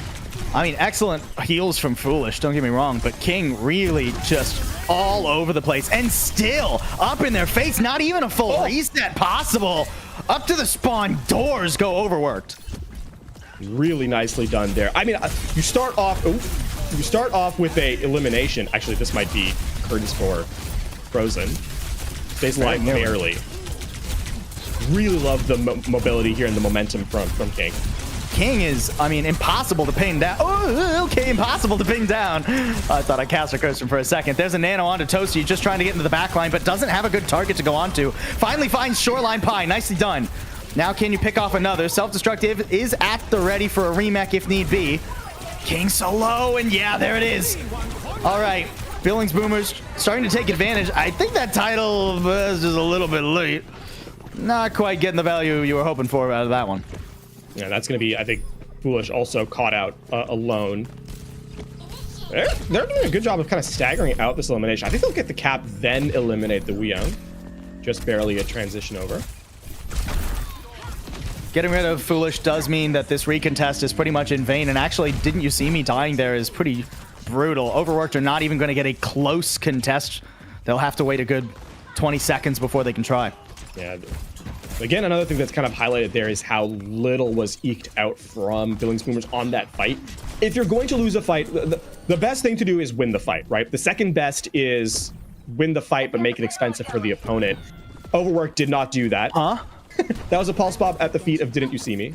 Oh, no. I wonder if that one perhaps was slightly intentional. I mean, it must have been, but that just buys more time. Deflect keeping Frozen alive. Disengages from that. The high ground does go over to Overworked. Kitsune rush on the low to put pressure on. And meanwhile, Shoreline Pie has won the 1v1 of the hit scans. Billings Boomers just trying to completely get away from this. They want to lose as little as possible to the rush. I love how 1v1s in Overwatch are a bit of a misnomer because that implies the idea that you'll ever take a true 1v1 is so rare. That's true. King not getting a 1v1. It was a 1v a billion and didn't go too well. Some more progress here for Billings Boomers. And they have, I mean, a Rife armada of alts. Nano Blade gonna be what they open up with. Shoreline Pie, the first to fall. Where is everybody, though, is what Frozen is asking. Finally finds him as the blade expires. Gonna be able to get the Suzu and probably the Swift Step out of Silver Tiles here. That Kiriko is vulnerable. So is Luca, though. And there's the bakery. All supports fall. So now it's just up to who can survive. And King, yeah, maybe has some health, but can't really contest. He's just standing there menacingly. Yeah, unfortunately, while you're standing there menacingly, your team is still getting staggered. Oops, and he got spotted. Oh, and he's trying to wall to get away. Oh, the anti. Oh, the humanity. I like how both Frozen and King were crouched, walk around a corner, trying to see who would spot the other. And then Frozen shows up, and there's 4 other players just standing out in the open, be like, "Oh, what's up? How's it going?" And still quite a bit for Billings Boomers going into this next one, too. The Kitsune Rush going to be huge for this fight. There it is, immediately up on the high ground, too. So Overworked don't have a good angle to approach. Poor Shoreline Pie, she's been getting rolled at the beginning of these fights. At least King is going to make it worthwhile. Get rid of one and demech the other. Can you kill the Baby Diva before the remech? No, and King dies to the self-destruct. Didn't get around the corner. Oh, that's brutal. Billings Boomers again. Just on a tear. As soon as they get moving, it's hard to stop them. I mean, with all these like staggered out fights, you just can't ever really, dive on the backline there, who are doing a good job of healing. I mean, now Foolish is eliminated. A beautiful disengage too. The Deadeye there getting practically nothing. King already gone, and now the blade comes out. Didn't even need it earlier. Nice work from the DPS. Overworked still trying to stay in, but somebody's got to touch. Somebody touch. Okay, you see me gets there just in the nick of time. But how long can one Tracer stand against the world? Not very long, evidently. Foolish falls, and the point is capped. A pedestrian. Just absolutely sluggish. 215. 216, excuse me. 260. I mean, compared to the Circuit Royale, that was just,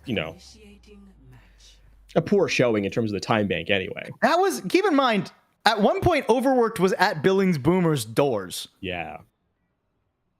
And then from that moment, Billings Boomers just stepped on the gas and honestly removed the brake pedal from their system. Actually, they did have one soft reset now that I think about it. But other than that, it was going and going. But I mean, to draw attention though, as we look at the scoreboard here, one of the things that kind of comes down to it is that King has been receiving a lot of resources for sure, has done significant value with that, but what we're looking at is that the damage has not been permanent from the DPS from Overworked. I mean, combination of excellent peel between Bakery and Luca, but also Toasty reducing, the lethality of the hit scan, right? Matrix with the Diva, but also just, you highlighted Shoreline Pie getting, bowled over by the dive. It's tough. It is really tough in that head-to-head. Toasty, Frozen, and Ugg have really been on the same page as to who to target so far this map. And if they can keep that going, a map 5 very well might be around the corner. Exactly so. And for Overwork, it's going to come down to the fact that your DPS need to be in sync as the engagement comes through. A switch up here too for Overworked. This must be the 6th tank that we've seen King play thus far. Junker Queen now out. Ooh. Shoreline not quite finding the opposition there. King, I mean, will be able to do quite a bit of work against the Diva, but really you want to try and get past the Diva onto the backlines as the Junker Queen. There's way too much health and healing for Toasty to ever fall to just the Junker Queen alone. Luca, there we go. There's the pressure on the supports. King in some trouble, though. Nice sleep, too. Foolish dying in the midst of it as Frozen goes into the backline, and I mean, it's almost flawless for Billings Boomers. Oh, okay, they lose a couple on the end. I mean, losing not both that fast either. Yeah, but exactly. Losing both supports here is the point where things kind of get a little interesting because Luka has to walk all the way back. Now, granted, playing from range means that the Ana does not need to get nearly as close, and playing once you get to the low ground through that archway, you could still find value. So the window for Overworked is smaller than you might think, but it does exist. Oh, I mean, there's no window if King dies right here. King's so low. Unreal that King just gets burned to a crisp like that. I mean, now you're caught out in no man's land, right? Foolish is out here in the open. You're going to see the attention drawn. Gonna go for it. I mean, these are risky dashes. These are risky plays. And Shoreline Pie gets shut down by the opposing Freya. 2 minutes has elapsed rather quickly for Overworked. Oh, what an anti-forced. I mean, Suzu forced. But also, you're looking at this, and like everything that you're going to bring here, if you're Overworked, has an equivalent rather on Billings Boomer's side, plus advantage time-wise. I mean, Nano at the ready. Suzu has been forced. It's a good time to go, Billings Boomer, or Overworked if you can find it. Kitsune Rush is traded, intersecting on the objective, but Toasty Toast is already finding value and doesn't even need to be in line of sight of the healers. Finally gets demacked, can self-destruct to get back into it. Can anyone keep him up? Yes, a nice Suzu from Bakery to ensure that Toasty Toast remacks. Here comes a blade, and I mean, it's just too much. Overworked, they can't find an opening.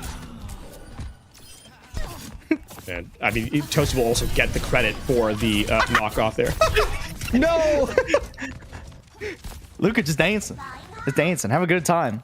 Yeah. Hey, I mean, if you're in Brazil, you gotta go dancing, right? Absolutely. Now, for Overworked, it's not all doom and gloom, right? Now, despite losing that fight, they actually don't use anything themselves, aside from the Kitsune Rush, but Billings Boomers invested a lot more heavily. This is their window to get back in the map. But it'll be the only window they have. 53 seconds on the clock. And Billings Boomers still with some resources. Oh no. Ali shut down immediately? Didn't you see me? You have to come up clutch. I mean, 2 hit with the ante. Luka gonna bleed out here from the rampage. Bakery in some trouble too. King doing work, but meanwhile, things still going pretty awry for Overworked. Now it'll be King versus Toasty and Frozen. And I mean, Toasty can just use the defense matrix, completely nullify any damage King would deal, or at least most of the damage King would deal. Frozen tiptoes out of there. And Overworked gets some positioning, but they're going to need to fight to keep it. I mean, the Carnage not getting any value means that King's going to go down here. Yeah, and that, all the ults that were gone, all that window of opportunity that was available is eliminated. Overtime is going to be here, and Billings Boomers, I mean, they should have this map. Fireworks celebrating the end of map 4 and signaling our entrance to a map number 5. Billings Boomers fighting back tooth and nail. And I mean, the last 2 maps, the maps where a payload at one point moves, Billings Boomers have just felt unbeatable. It really felt like on the Overworked side that King had the upper hand in terms of the throughput that was able to be accomplished, but it felt like Billings Boomers really shut down the rest of the players on Overworked side, right? That they never really could get anything going. The backline was not able to stay alive. The DPS really couldn't find their footing. And so a lot of credit has to be given to the team as a whole, which we kind of touched on at the end of map number 2. We said that was going to have to be the difference. That we didn't need to see necessarily a game breaker from Billings Boomers. It had to be a team effort. And on maps 4 and map 3, that is what kind of came to pass. Succeeding in spades when it comes to the teamwork, Billings Boomers. I mean, Frozen and Toasty just always on the same target. UG taking every opportunity they can to pick off anyone who's low health and limping away from that dive duo. Just unreal stuff that Billings Boomers were able to accomplish. I mean, at one point, I was worried this map was going to be one-sided the other direction. We started off with this crazy spawn door touch from Overworked, but then it was all the other direction. And Overworked struggled to find that same sort of cohesiveness that Billings Boomers were making up. Nonetheless, this is, the situation that we were hoping for sure. Down to the final map. Map number 5 is going to have to be the decider, the difference maker. These teams are giving you guys as many chances as possible to try and get us past that 45-10 goal. We're less than $200 away, but there's only one more map to get that done. So, exclamation point donate. Let's get it moving. Come on. Need to see them dollarinos rolling in.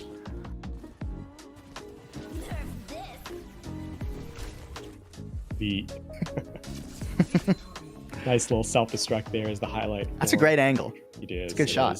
Shout out to our team, of course, of the observers Absolutely. and producers behind the scene. Really And well now, done. Overworked, man, they get one more chance to pick a map. You. Where do you go? Where do you go indeed? I think Back to control? Whoa, hang on. THC with the $200. Unbelievable. Oh, and we have a special request from THZ as well. THZ, a pretty solid producer in his own right, has a request. Can we get cams from every single one of the cats of the production team? That is the request here. Hold on. I'm thinking. Oh, wow. I'm thinking, can I go? Yeah, can we get cats from every single one of the cats in prod? Okay. LaFawn, can you do me a favor? What is it? Can you stall? Yeah. All right, everyone. Now that Paul has the earphones off, it's just you and me. Hello. I think introductions are in order, right? Because, you've heard Paul introduce me, but you've not heard me introduce myself. But we don't need to do that because I've been introduced already, so that kind of defeats the purpose. Didn't think that one through too well. What next? Happy news. We've smashed the goal. We've raised $4,545. Remember, that's more than double what we got last year for the Overwatch Watch Over Palestine event. Shout out to everyone who's donated, everyone who's been a part of this. That includes you. Yes, I'm talking to you specifically. You know who you are. Thank you. To everyone else, it's been a fantastic tournament. Shout out to all the teams, the producers, all the staff, everyone involved, all the other commentators who provided the show. And with that, we now get to draw in our attention to the final map of this lovely grand final. I forgot where I was going with that train of thought. It's completely gone. Come on, I also have a bit of an opportunity. Oh, there we go. Nice. The narration comes through from myself as Paul draws attention to the cat, bringing them ever closer. Will they be allowed to be picked up? Hold on. Or will they be too shy? Am I just full screen right now?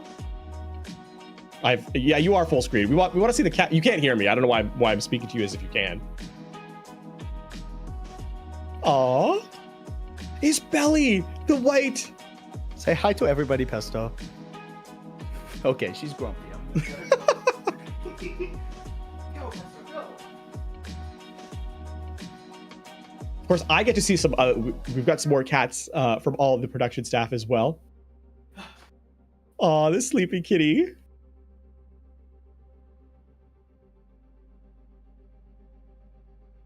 Tremendous stuff. Thank you, everyone, of course, for sending in your cats. These are lovely. Okay, tell me that worked. It I did. couldn't We saw put my it. headphones on. Oh, good. All right, that's what I like to see. Pesto has the little spots, the little white spots on the belly. Yeah, It's she's so got a cute. little tie. It's very Yeah. cute. I love Pesto. She's a grumpy old lady, though. I didn't want to bother her You know too what? much. You know what? I feel that on a personal level. I get that. I'm becoming the grumpy old man, so I get it. I get it. Oh yeah, it's about to be your 30th. You'll be officially Unk status. You can hang out with Greg from yesterday. True. There you go. Well, I mean, geez, thank you, THZ, for officially getting us over. And hey, we got the little 4545 now too. That's a good number. Of course, bigger numbers are always better. Don't stop the donations just because THZ absolutely flipped out the pocketbook. But thank you so much. We have now officially doubled the donations from last year. Congratulations to everybody. Just in the nick of time, we did it. Yes, tremendous stuff. And of course, just a reminder for what we're all donating to. It's for the UNRWA program designed to give relief, education, assistance, and help to the Palestinian people in Gaza, which has been in a very rough place for the last, well, I mean, let's say brought to the forefront in the last 2 years, but has been in dire situations for much longer. And of course, the West Bank on top of it all. So thank you everyone so much. As you can see, I'm wearing a keffiyeh here. Yeah. It is a, I had one. the Palestinian cause is one that is very dear to me, very close to my heart. I have a lot of friends and family from Palestine. So it is something that is something that we can all, I think, learn from tremendously, right? The people there who have, even in the depths of despair, shown brilliant heart, enjoyed their happiness, and the fact that we can emulate that spirit by hosting a tournament like this that has been a ton of fun, right? Paul and I, we've been talking in the last 2 days. We've been kind of enjoying the fact that we get to be on camera, having the time of our lives, that in the service of such a good cause can bring joy to people, right? And that it doesn't matter what the depths of darkness and despair look like. There is always a point of hope. And that truly, I believe, one of the best ways that when we feel like we can't do anything at all, is remember that even a smile, bringing happiness to someone, reminding them that better is possible, that we can work for it, is a charity that cannot be overstated. It is a donation that you will never truly know the result of, but has brought good to the world nonetheless. And so my reminder to you, even as we sit here at the precipice, the penultimate moment of this tournament, is that always have hope, never despair. It truly means the world to recognize that there are people on your side, even when it feels like everything is going against you. So yes, we're doing this for a cause that should be truly celebrated. And you should also be proud of what everyone watching, everyone who has been part of building this should be proud of what we've accomplished.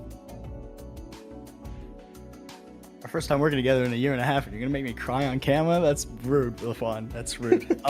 No, just beautifully put, beautifully done by everyone. Thank you all so much for watching. Oh, another cat. Oh, excellent stuff from everybody. Thank you.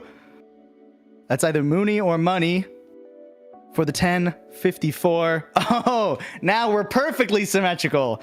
45554. I love that. Here's some of our producers, cats, everyone. THZ. Thank you all. Thank you for making this happen. I'm on a. Ooh. Oh, God, I do love cats. Let me see if I can find a picture of my cat. It's an old picture, but I'm also not capable of getting up and kind of going to get one because I will not get into the logistics of it. It's a lot more difficult than... No, I get it. I almost gave up trying to find Pesto, but she started to follow me right at the perfect moment. Oh, that's a good picture right there. Okay, this is production. This is from some time ago, but I think it'll work. What a good way to have... Oh, this is... Wait, I didn't even know Rachel was part of this production. Rachel is here. Okay. Yeah, it's a good little kitty cat. God, love this. This is only one of my cats. Weirdly, I don't have a picture of my other one. Oh. Gotta step up that game. They're not my cats. They're my sister's cats, but it's good enough. Pesto's not my cat, my roommate's cat, so Oh, yeah, that's your cat, all right. Always on the keyboard. The keyboard or the cables. That is, your cat's always doing that. Oh. I will say this is also this picture is the last time it happened because I was somewhat insistent that my cat not jump on my desk, more for his own safety than anything, right? Because I have like a bunch of like 3D printing stuff in my desk. I have a bunch of like processing for finalizing and stuff, which are chemicals that really cats should not be around. So I was like, listen, I appreciate that you're trying to be cute and explore my space, but we cannot have you doing this for your own safety. Ooh, very pretty cat. God, I love this tournament. I love that I'm here with you, LaFawn. It's a good way to spend a Sunday night. Hell yeah. Oh, We have hit the and wheels we've goal. hit our wheels goal just in the nick of time. Nicely done, everybody. Congratulations. That means we get a map 5. And on the 5th and final map, the final map of 3 days of tournament, we're going to spin wheels to determine what heroes are being played. You know, Hey, that's perfect. LaFawn, they say to be the best, you got to be good and you got to be lucky. We're going to see how that luck ends up for our two teams, Overworked and Billings Boomers. They've worked very hard to get here. Billings Boomers, 1 map away from the reverse sweep, by the way. Absolutely true. I will also say, are there any Echo players in the audience? Because I feel like that's a somewhat unfair advantage if you play Echo. But if you play Echo, you're still limited to the other 9 players' heroes. Oh no, I just meant like if you play Echo, you likely have the flexibility to play a bunch of stuff because you have to get practice on them. Oh, okay, I see what you're Funny saying. anecdote, actually. Just a quick aside from the history, the annals of Overwatch. Echo players had to learn how to play Winston. and I don't mean learn how to play Winston like the neutral game, because that's fine. They actually had to learn how to primal juggle. Yeah. Because at one point the whole play was like double Winston, go for double primal, but because it was 2 Winstons primaling, your mechanics had to actually be good on primal, because otherwise you'd be worse than ineffective. You would be actively griefing. So yeah, just a funny little anecdote there. I love those little anecdotes. I'm gonna love to see where we end up. There we go. For our map number 5. Reminder. Oh, there it is. Midtown as our final map. An interesting choice from Overworked. I would have gone for somewhere a little bit more off the map. Like, I wouldn't have gone back to a map type that I had lost.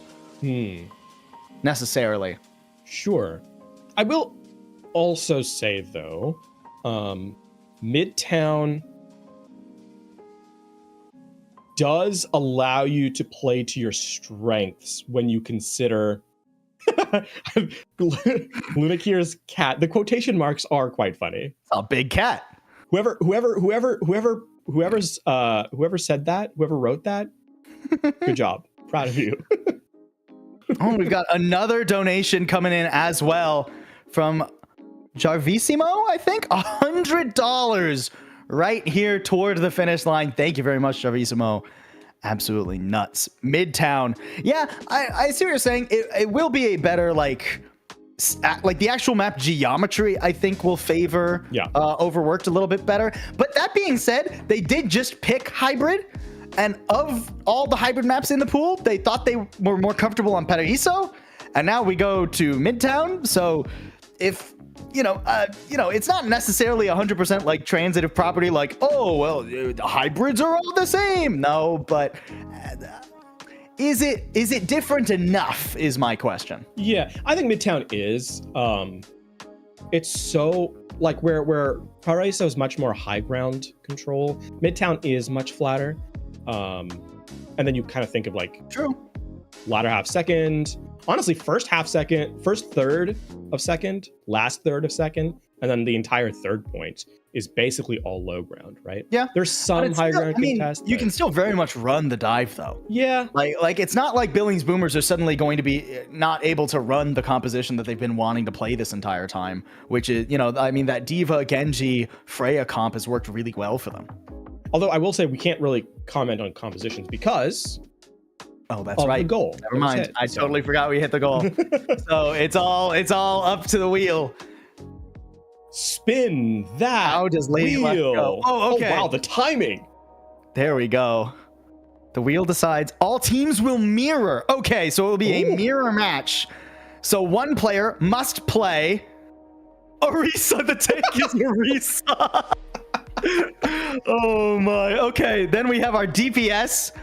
Our first damage dealer is Cassidy. That feels good for, honestly, I think Ugg will be able to play it, but Shoreline Pie had been picking that up for a while. The other one is Soldier 76, so we get double hit scan. Okay. All right, now we get on to our supports.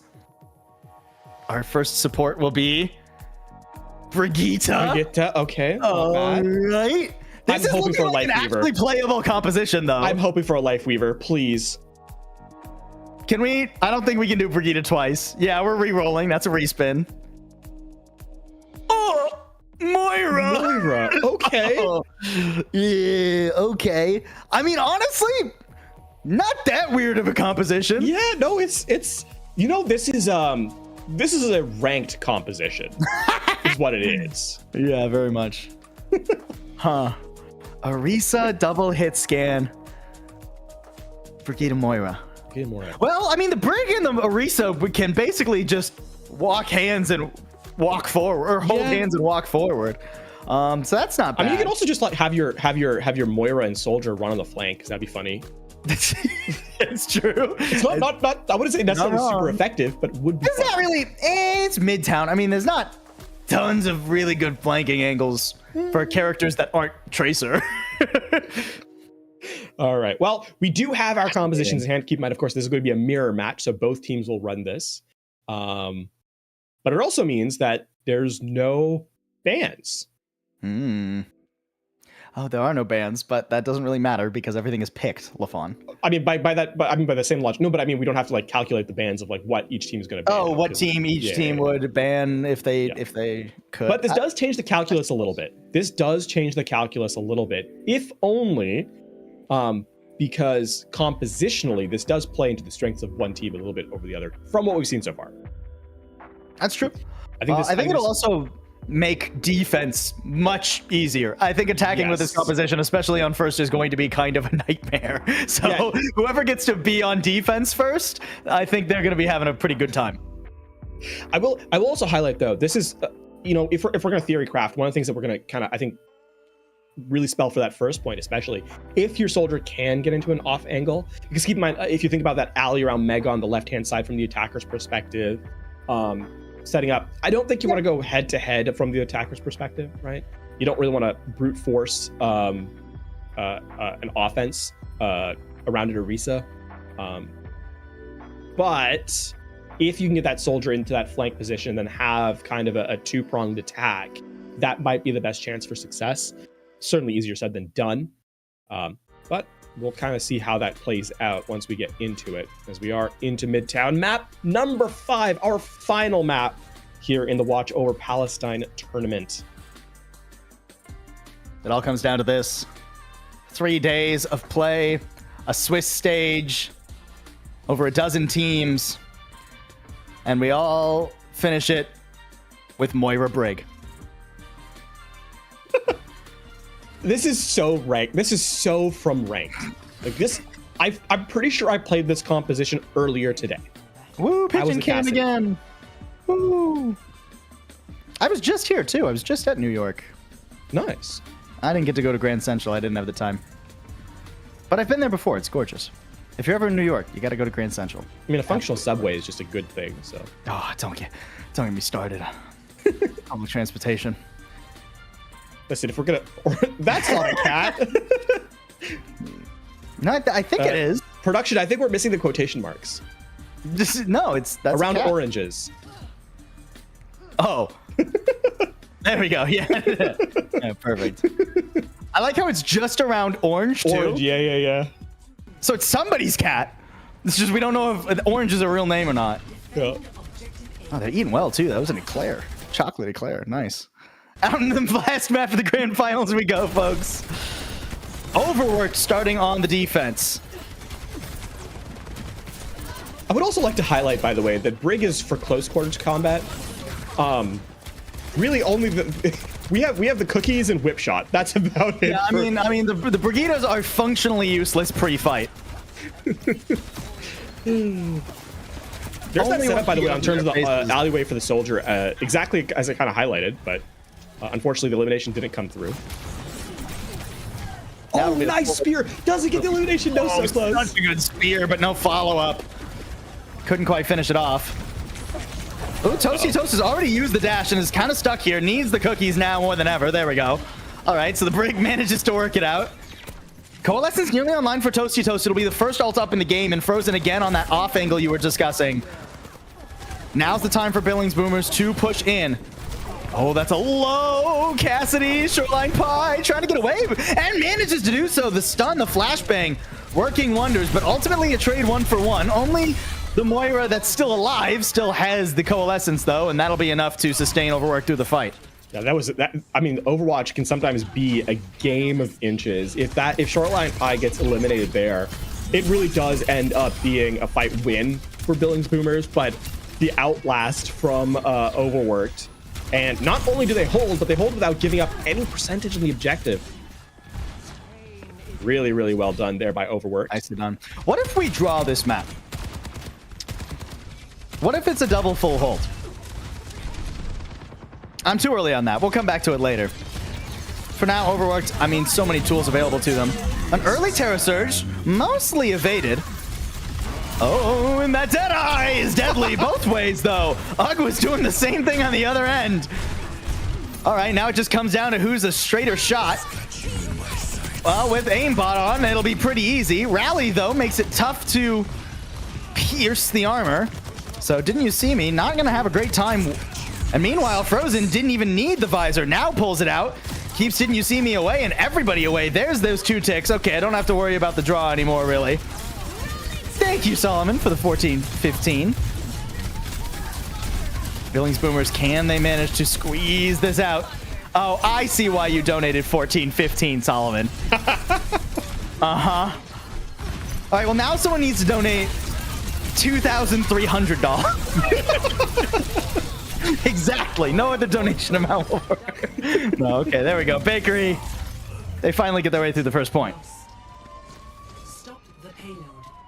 I'll be real. I got distracted by what the donation actually surmounted to, so I kind of lost track of the the fight halfway through. Yeah, and in case anyone doubted, the comment left on that donation, you all know it. Say it with me, LaFawn. Nice. Nice. Well, I thought we were going to count it down. I was. Sorry. My bad. No, that was, I should have counted down. That's on me. Yeah, but no, you are correct. That it was. I was going for that same word. So. Alrighty, on to the second point here. This is just shoot fest. It really is. These top positions, it's just who can shoot the other guy. I mean, when you got a Coalescence, shooting the other guy becomes a little bit easier. Yeah, just beam him down, even through the javelin spin. Frozen's done for. Terra Surge, bringing Ugg back in. Ooh, Ugg actually makes it out. So not as deadly of a fight as you might have thought. And King in a little bit of trouble here. Terra Surge brings him in. King having to use the Fortify, but it's so far from the rest of the team. Shoreline Pie gone too. Ugg does fall, but I think that's worth it in the end. Bakery is the only tanks, the only Orisa standing, and the respawns will come in faster for Billings Boomers. That being said, you do have the sustain of the rally from Foolish here. So I think you can take this engagement, especially if it's only 2v, a 2v3 setup here. It'll quickly become 5v, though. The rest of Billings Boomers now back already. Although that being said, the high ground control has been maintained for Overworked. And that makes it pretty nightmarish for the rest of Billings Boomers.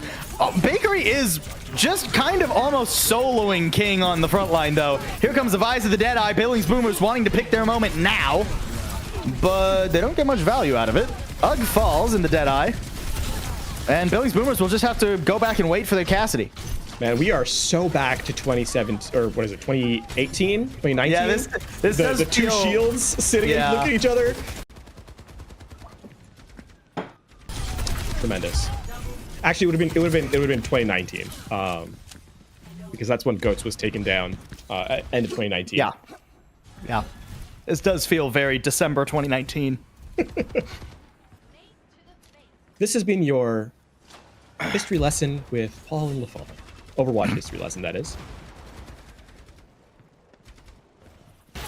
All right, a regroup, recollect. I mean, support ults available for Billings Boomers. Exactly. It's gonna. I think you're gonna try and play aggressively here off the Terra Surge from King TF into the Coalescence. That's probably the better combo. There it is, just as you said. Rally though, and everybody gets out of it without too much of an issue. Now the Coalescence answering back the other way. Frozen down, not ideal, especially as the visor comes out. Didn't you see me? Struggling to find the angle. Nice stun. Bakery's been on it with those javelins thus far. But with Toasty falling, Poofa on death's door, I don't think Billings Boomers will have enough here. Oh, Foolish needs to stay alive. Ooh. But, I mean, we're down to the last 25 seconds. So even with that elimination, okay, that's going to be a bit of a bigger pickup. King down is tough. Yeah. It's going to be a full... It's going to be a retreat to the high ground here for the remaining members of Overworked, trying to get your reset come in. Now, the thing to highlight is that the payload has actually gotten underneath the Midtown tunnel. It is very difficult to approach this if you're the offense. Overtime will be. Skill orb. Billings Boomers have to work with not the skill orb, man. Poor Shoreline Pie. She didn't see it coming. She didn't stand a chance. Deadeye up on the high ground now, making things difficult for Overworked. They have to tuck their heads behind some corners. And that's more progress. Then, oh, what? Nicely done. The Terra Surge out into the visor, bringing everyone into open lines of sight. Billings Boomers make it through. Took to the very, very brink, though. And so that means only a minute 20 left here onto the final point, which is a pretty choke-heavy third, right? This is a tough point to assail, Cat! even with all the time. Even with all the time It's in the theme. world. Sorry, Oh, yeah. I interrupted your valid analytical point because there was another cat, and you know we just That's saw Mitzi. it. It's Brigitta's Exactly. cat, Mitzi. I love Mitzi. Every Break has, emote like, in the six- game I should, think Break has like should 4 feature cats or Mitzi. something. Well, every emote in the game should feature one of those 4 cats then. Deadeye out here, just keeping players back. Not going to be enough to get rid of the bakery here. Trying to push for a little bit more. Don't overextend. I mean, the Coalescence out now. Oh, it doesn't keep... Didn't you see me alive, though? Nice little rockets there. Bakery does get hosed down, so Overworked making use of that support ultimate and sending Billings Boomers back with less than 30 seconds. Honestly, in that situation, didn't you see me going down was a sort of, I mean, an opportunity where Billings Boomers tried to like kind of push the advantage and ended up just overstepping their boundaries. Bit of a fool's pick, I guess, is the way is what I would call it. Oh, one more chance here for Billings Boomers. Oh, Poofa falls, and the rally's already out for Overworked. Coalescence, the only thing to try and keep Billings Boomers in the game. They are sneakily getting some progress while their backline is getting decimated. But I don't know how long Toasty Toast and Frozen can try and hang on here. That shield doesn't travel with you on the payload. Didn't you see me pretty low?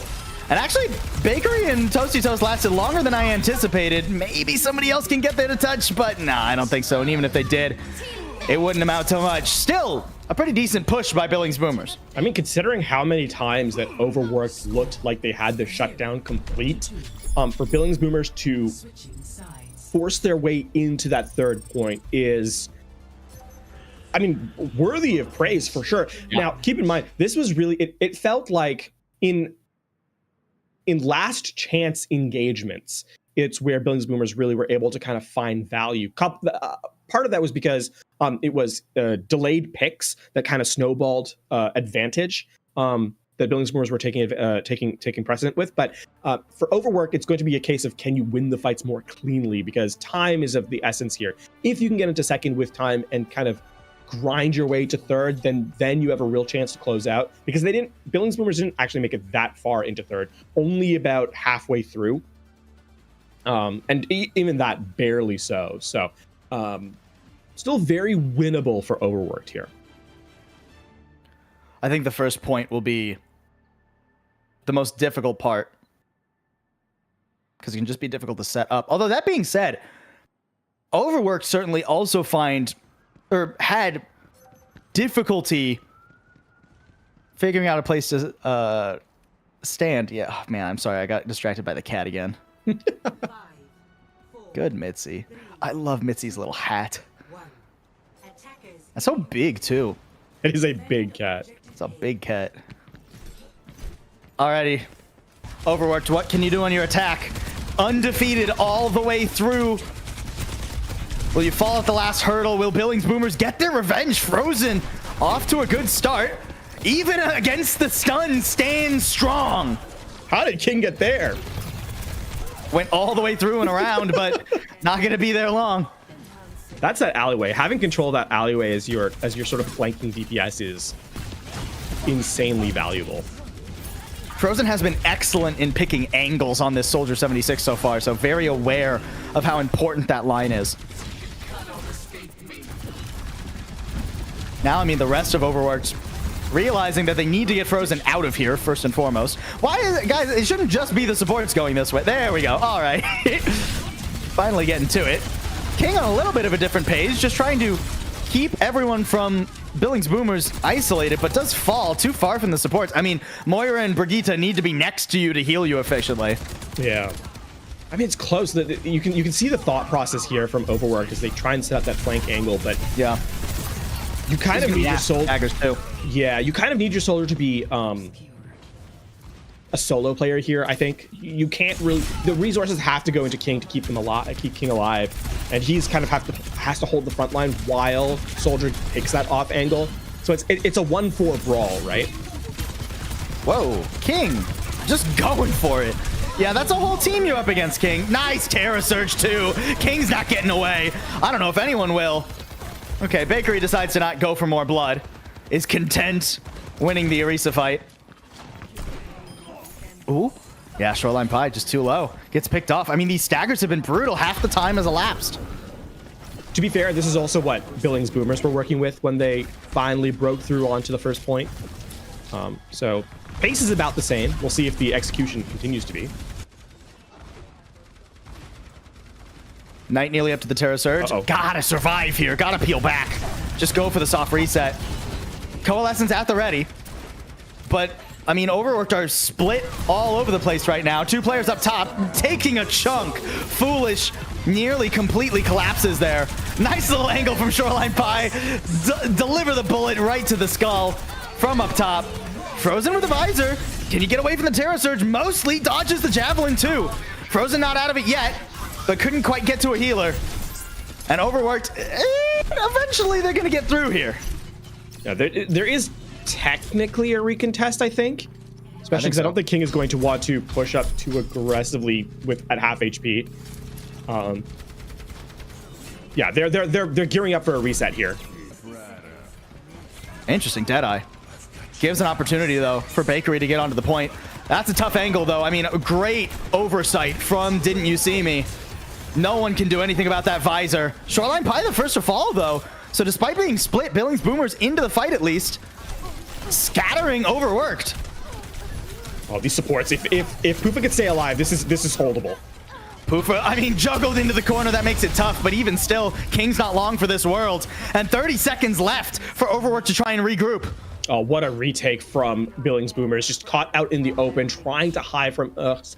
Deadeye meant that everyone was funneled into the line of sight of the Bakery, and I mean, we saw what the Terra Surge was able to accomplish, right? Just not a ton of value earned by Overworked. So in this last fight, with the shield perk online from the Orisa, you have no ultimates, and you're down a player. Shoreline Pie already gone. Billings Boomers on the horizon of a reverse sweep.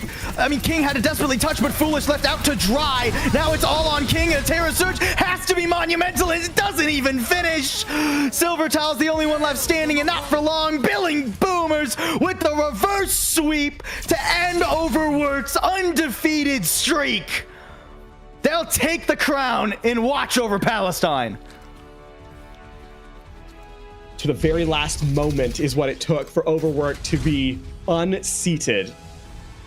Hearty congratulations to Billings Boomers. What a performance by them. And what a highlight here as the end comes through. This was a spectacular retake from them. I think an emblematic of their performance all the way throughout. Recognize your win condition, bend but do not break, and when you see a moment to exploit the opportunity that has been given by your opponent, seize it with both hands, and they do so. Completing the reverse sweep, completing the championship, completing their first place position, and Billings Boomers are your champions. Congratulations to them. Absolutely astounding from Billings Boomers, starting off in a 2-0 deficit, mind you, against Overworked, but on that third map we really saw the switch flip. suddenly Billings Boomers were all on the exact same page. Every player on this team always knew what their role had to be, what they needed to do.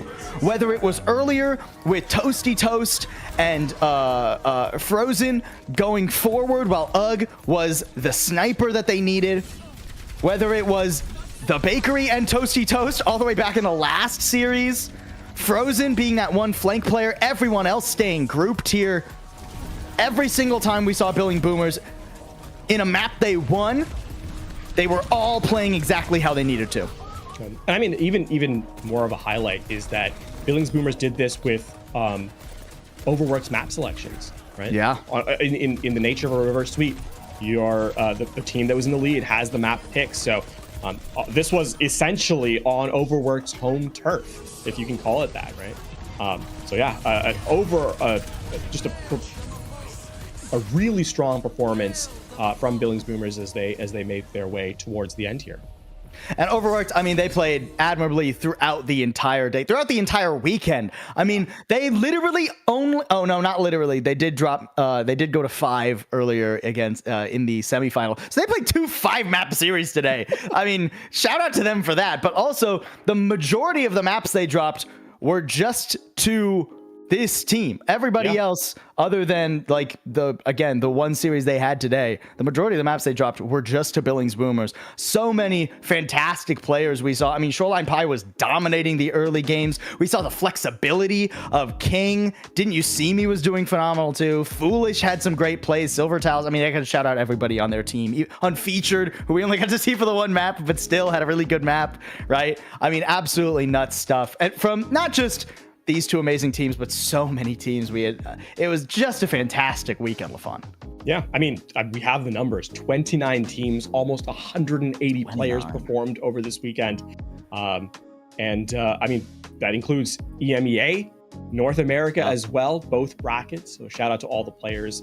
What a fantastic tournament as we draw to a close here.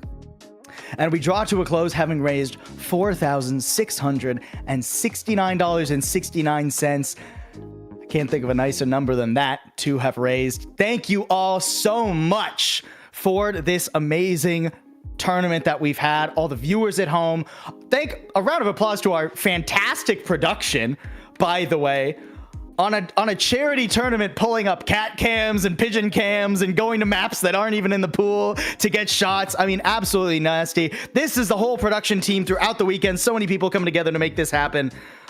And I'm glad that you and I were 2 of them, LaFon. I could not be prouder of being part of this team. Just a fantastic showing all around. A couple of other thoughts as well, Paul, before we head out. I mean, thanks go to so many people, right?